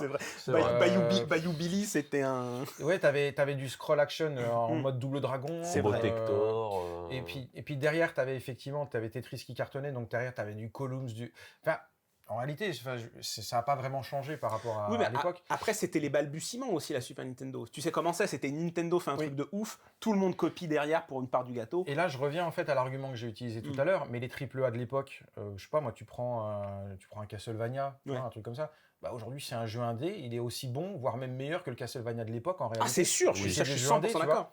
Et donc les AAA de l'époque, aujourd'hui c'est des jeux indés d'aujourd'hui, il y a des excellents jeux en indé, et qui sont dans le mood rétro.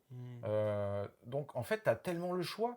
Et les AAA aujourd'hui, c'est là qu'on se rend compte qu'on est devenu des vieux cons pourri gâtés. C'est que moi, j'aurais tué père et mère pour jouer à un Ghost of Tsushima quand j'avais 8 ans. Ouais, tu m'étonnes. Oui, mais c'est vrai. On m'aurait dit, regarde à quoi vont ressembler les jeux vidéo en 2020, mais j'aurais tout donné pour sauter de mes 8 ans à mes 40 ans sans même passer par la case du milieu. Et on m'aurait montré FF7, Remake juste après avoir fini FF7. Mais exactement. Donc, on est vraiment pourri gâtés en se disant, ouais, c'est pas terrible aujourd'hui. C'est vrai. Putain, mais on se rend pas compte de la qualité des trucs. Ça fait 20-30 ans qu'on joue à ces jeux. Non, mais parce que là, ça me rappelle un souvenir quand j'étais petit.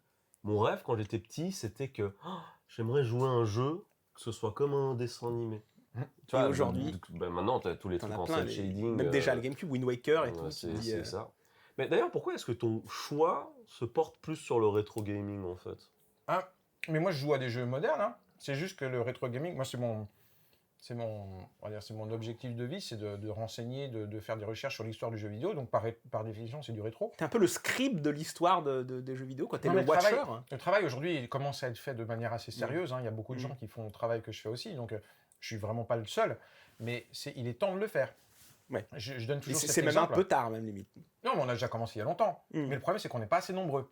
C'est pas qu'il est trop tard, c'est qu'en réalité, il faudrait qu'on soit beaucoup plus nombreux pour couvrir l'ensemble de l'histoire. Moi, je fais ce que je peux à mon niveau, mais j'ai écrit 6 biographies, mais il reste encore des dizaines de pionniers dans lesquels il faudrait écrire bien sûr. Mais moi, je ne peux pas tout faire tout seul, donc j'aimerais bien qu'il y en ait d'autres qui le fassent. Bon, mais je donne souvent cet exemple, mais le cinéma, comme le jeu vidéo, a été méprisé pendant très longtemps. Pendant des dizaines d'années, on considérait que le cinéma, c'était une attraction de foire. Et pour le coup, c'était vrai. Hein, les premiers films, les premières bobines, c'était dans les foires. Ils faisaient payer la séance, ça durait 45 secondes. Le voyage sur la Lune. Et il y avait des tonnes de choses. Et c'était une attraction de foire. C'était pour distraire les gens, mais on n'y voyait absolument aucun intérêt culturel. Et donc, ça a été méprisé par l'intelligentsia de l'époque. De la même manière que le jeu vidéo, c'était une attraction de foire aussi. Donc, dans les salles d'arcade, tu allais jouer dans les parcs d'attractions et dans les fêtes foraines. Bon, le problème, c'est que quand les amateurs de cinéma éclairé ont commencé à se dire « mais en fait, le cinéma, c'est un art. Il y a un apport culturel, c'est un art », les frères Lumière étaient déjà morts depuis 40 ans. Et on n'a aucun témoignage de ces gens-là, c'est des pionniers. Bon, le jeu vidéo, je ne veux pas dire des choses présomptueuses, mais on s'y est pris quand même beaucoup plus tôt que le cinéma. Ouais, c'est vrai. C'est-à-dire que les pionniers on parlait de Gunpei Yokoi, mais par miracle, il y a une biographie qui est sortie 1 an et demi avant sa mort. Heureusement qu'on a ce truc-là, parce que sinon on aurait perdu des dizaines d'anecdotes incroyables. Et moi, quand je me suis rendu compte de ça, je me suis dit, il faut le faire tout de suite, maintenant, pendant qu'ils sont encore là. Donc j'ai fait les biographies du père de Space Invaders, etc. Donc c'est des trucs officiels. Parce que pour moi, c'est primordial. Il ne faut pas faire la même erreur qu'avec le cinéma. Mais je suis d'accord avec toi, parce que moi, j'ai toujours été surpris. Ne serait-ce que pour les jeux vidéo, tu vois, combien de fois j'ai entendu cette phrase de « Ah, ils veulent faire c'est pas mal, hein. Ils veulent faire un remake de tel jeu, mais ils ont perdu toutes les données qu'ils avaient fait, le truc. » Et je me suis dit, mais comment c'est possible que tu puisses perdre tous les trucs de quelque chose que vous avez créé vous-même, tu vois, comment c'est possible? Vous avez su le faire, maintenant vous savez plus le faire.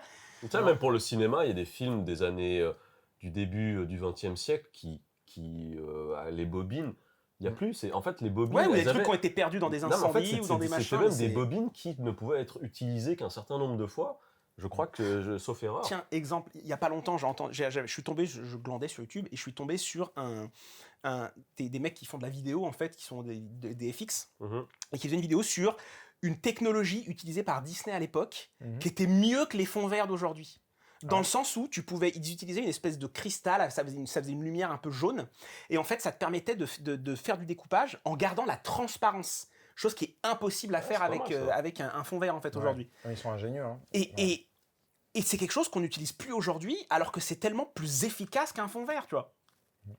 Oui, ça va être l'heure.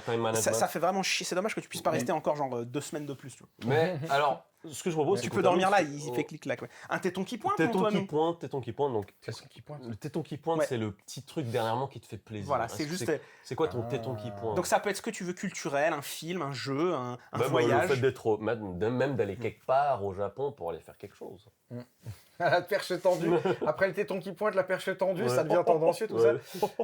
Non, oui, j'ai un truc qui me vient et je sais que tu penses à ça, mais c'est le musée Nintendo.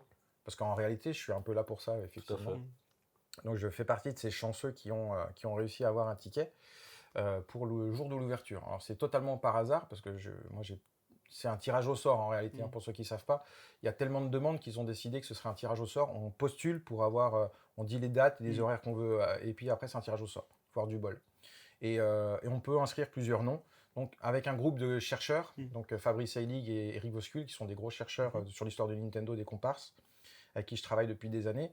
On s'est tous mis mutuellement, on avait tous 2 comptes Nintendo, et il y en a un, c'est notamment le Hollandais Eric, qui a réussi lui à avoir un ticket, et donc il nous avait mis dans sa liste, donc on part avec lui. Voilà. Moi j'ai pas été pris, Fabrice n'a pas été pris non plus, donc j'ai eu un coup de bol. Pas de passe droit, vraiment. Non, il n'y a pas de passe droit. Et puis moi je suis personne, encore une fois, je suis personne pour Nintendo, si tu veux. Ils ont des partenaires de travail, ils sont des milliers. Enfin, je veux dire, moi, je suis personne en réalité, tu vois. Donc, il n'y a pas de passe-droit du tout déjà pour les employés de Nintendo, ce qui est chaud. Et donc, moi qui ne suis même pas employé, etc., bah voilà. Et donc, voilà, c'est ça mon téton qui pointe, c'est que demain, je pars pour Kyoto. Là où au moment où on se parle, je serai déjà revenu, au moment où ce sera diffusé, je serai déjà revenu, mais en tout cas, je pars demain pour Kyoto pour l'ouverture le 2 octobre. Pour la culture. Moi, j'ai hâte de savoir ce qui va en être. J'imagine que tu vas faire une vidéo à ce sujet, documentée, j'imagine un petit peu. Oui, je vais essayer. Après, je sais déjà qu'il n'est pas possible de filmer toute la partie musée avec le cœur de la collection.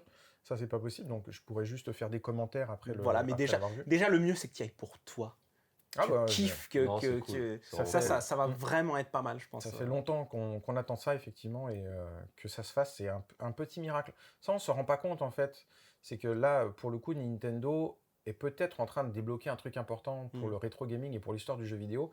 C'est que Nintendo étant un des leaders, pas forcément économique, parce qu'il y a Tencent, il y a des grosses boîtes chinoises, tout ça, mais que Nintendo soit culturellement le leader du jeu vidéo mondial, commence à se dire, il faut prendre soin du passé. Faut préserver le passé, faut le rendre accessible, etc. Mettre à disposition du public des choses qui, jusqu'à présent, n'étaient accessibles que pour les internes de Nintendo.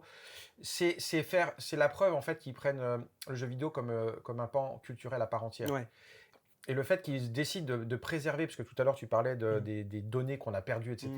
Il faut savoir que le jeu vidéo, il a été considéré comme un art uniquement par les rétro-gamers comme nous. Et tous les autres, on n'en avait rien à battre. Et les studios de développement, on n'en avait rien à battre. Et même les développeurs, en tant que tels, c'était pour beaucoup devenu un boulot alimentaire. Ouais. Et ils ne s'imaginaient pas une seule seconde que les jeux pour lesquels ils avaient bossé il y a 25 ans, il y a des gens comme moi, comme vous, qui soient là. Les vénèrent aujourd'hui. J'ai acheté le jeu, vous pouvez me dédicacer. Mais ils ne s'imaginaient pas ça du tout. Pas du tout, quoi. Mais oui, pour eux, en fait, c'était un boulot. Alors, ils étaient passionnés de jeux vidéo, mais ils ne voyaient pas ça comme un... Ils se disaient, le jeu, une fois qu'il est passé... C'était des gamins qui jouaient, c'est comme un jouet. Aujourd'hui, qui va dédicacer un jouet que tu as acheté dans un supermarché les fabricants de jouets, personne, tout le monde... Et donc, c'était ça la perception. C'est vraiment important toujours de se remettre dans le contexte d'une époque pour comprendre les choses et pourquoi ça évolue de telle ou telle manière. Donc là, Nintendo est en train de faire son musée, et c'est hyper important pour justement la crédibilité du jeu vidéo en tant que patrimoine culturel. Ouais.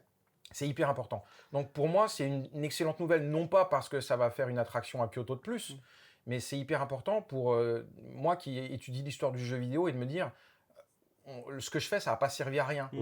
Je peux l'expliquer plus facilement aux gens aussi, tu vois. Donc c'est bien. C'est vraiment une bonne chose. Il y a d'autres boîtes qui vont suivre le même modèle. Peut-être un musée Sony, un musée Sega. Peut-être va y avoir un musée du jeu vidéo en France aussi. Peut-être. Ça va arriver normalement. Mais peut-être qu'ils vont s'échanger des pièces, des infos, des trucs. Des dédicaces. Nintendo, je suis pas sûr après beaucoup de trucs, mais c'est vrai qu'ils vont peut-être échanger des flyers de pub, mais c'est tout. Mais c'est vrai que Nintendo, c'est encore les seuls aujourd'hui qui restent, par rapport au reste de l'industrie du jeu vidéo, qui restent dans leur bulle en fait, qui font leur propre truc, vraiment qui qui taillent la voie, quoi. Ils ont pas besoin de la technologie, ils ont pas besoin des trucs, ils ont des idées, ils avancent avec leurs idées. D'ailleurs, le nouveau Zelda, j'aimerais bien le jouer. Il a l'air fou. Il a l'air bien. Après, ça a l'air d'être un peu Tears of the Kingdom en vue du dessus, mais... Ça a l'air... en plus, c'est un peu Link's Awakening aussi, j'aime bien. Oui, voilà. Toi, c'est quoi ton téton qui pointe? Alors écoute, moi, mon téton qui pointe, j'en ai plusieurs. Déjà, comme les gens ont pu le voir, je suis bien habillé aujourd'hui. Parce que j'ai trouvé du travail. Ah non, la déportation, voilà. L'épisode sur la déportation. Voilà, je ne serai donc pas déporté du Japon, jusqu'à preuve du contraire.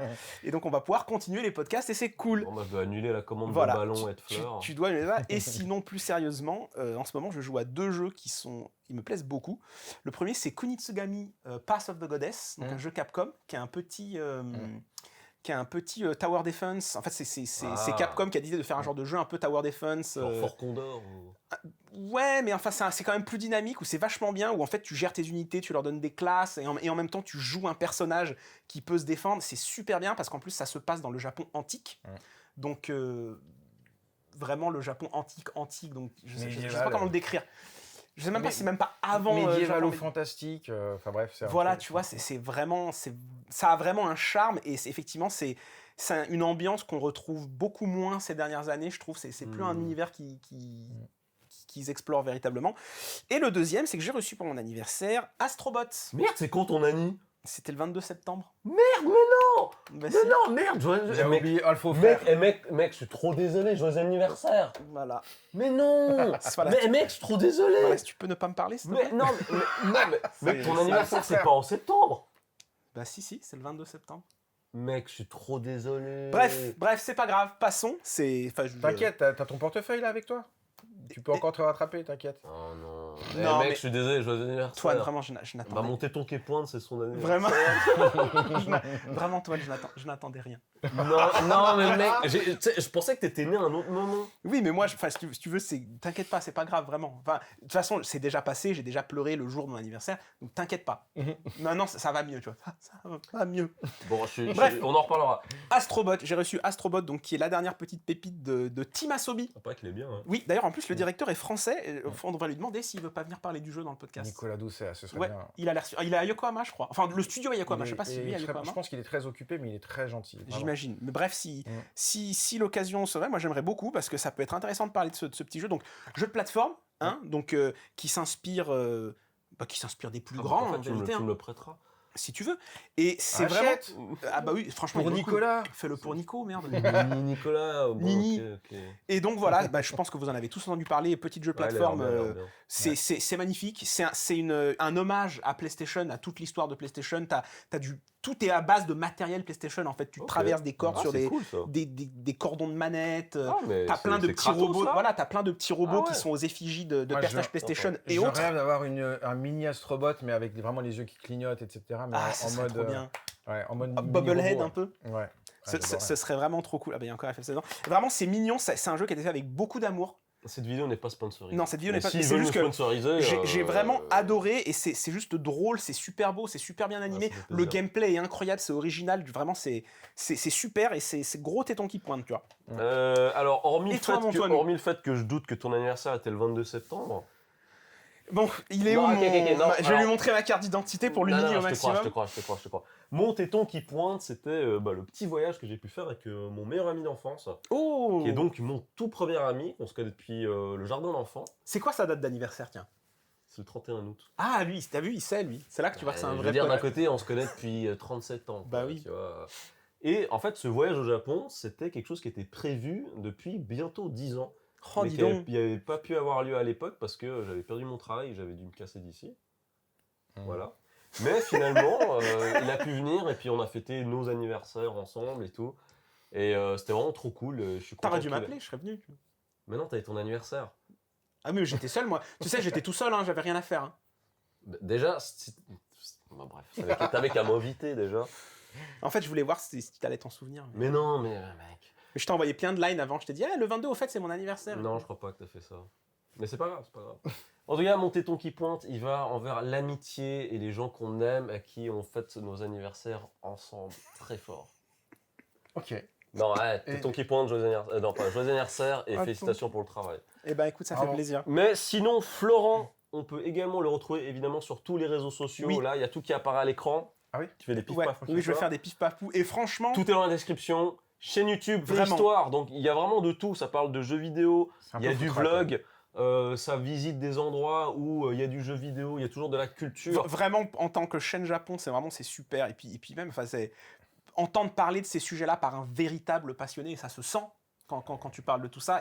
Et pour moi, c'est ça qui rend vraiment le truc encore plus touchant. Et vraiment, vraiment c'était un honneur et un plaisir de t'avoir ici parmi vraiment, nous.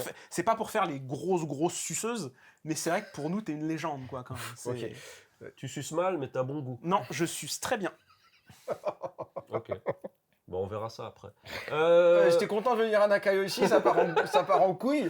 Un petit peu, mais... Non, moi j'étais très content de venir parce que j'écoutais, alors pas tout, pas toutes les Non, mais semaines, c'est normal, bien sûr. mais j'ai écouté plusieurs fois des épisodes de Nakayoshi. À chaque fois, vous m'avez bien fait rire. Bah, ça fait plaisir. très flatteur, merci beaucoup. Vos anecdotes de vie m'ont toujours fait bien marrer, donc c'était un plaisir. Et je me disais, j'aimerais bien les rencontrer, discuter avec eux parce que ça allait être marrant. Et franchement, c'était très très cool. Ah bah vraiment, merci à toi. Non, vraiment, c'est une très belle rencontre. Donc, et puis... abonnez-vous à Florian, pardon. Ah oui. Sur tous les... Non, c'est Florent, par contre. Oui, c'est pas Florian, ouais. Florent, je confonds avec... Non, mais les anniversaires et les noms, c'est... pas, tu peux dire Georges aussi. Voilà, Florian Georges. Florian Georges. Notre préféré. Hein. Oh mon Dieu. Ouais, je suis désolé. Non, suivez... Oui. Monsieur Gorge sur les réseaux, sa chaîne YouTube, Play Histoire. Et puis bon, bah, suivez-nous aussi, commentez, likez. Voilà. Et tout ce qu'il faut. Et puis si jamais, Florent, tu es de nouveau de passage et tu veux venir nous voir et qu'on se refait un épisode où juste on va boire un verre, un truc. Avec le micro avec qui plaisir, avec les micros qui marchent cette fois-ci, on en est désolé. Enfin, surtout moi, parce que c'est ma faute, comme d'hab. Mais j'étais un peu stressé parce qu'on m'a pas souhaité mon anniversaire. Donc, non, ça suffit. Ça arrive. Bref. Salutations, meilleurs à vous, bonne semaine et à la semaine prochaine, les Nakayoshi. Salut. Mec, t'as du sang sur ta chemise. C'est du caca. C'est du caca. Voilà, il y a forcément du caca. Tu vois, c'est n'importe quoi. C'est le gâteau du Hanamasa, je pense. Toi, t'as fait comme dans le Père Noël. Donc j'ai café, j'ai café, chocolat et je peux faire trempette. Alors, ça t'a plu? Alors like, partage et abonne-toi. Ah, et si tu pouvais cliquer la cloche aussi, ce serait le feu.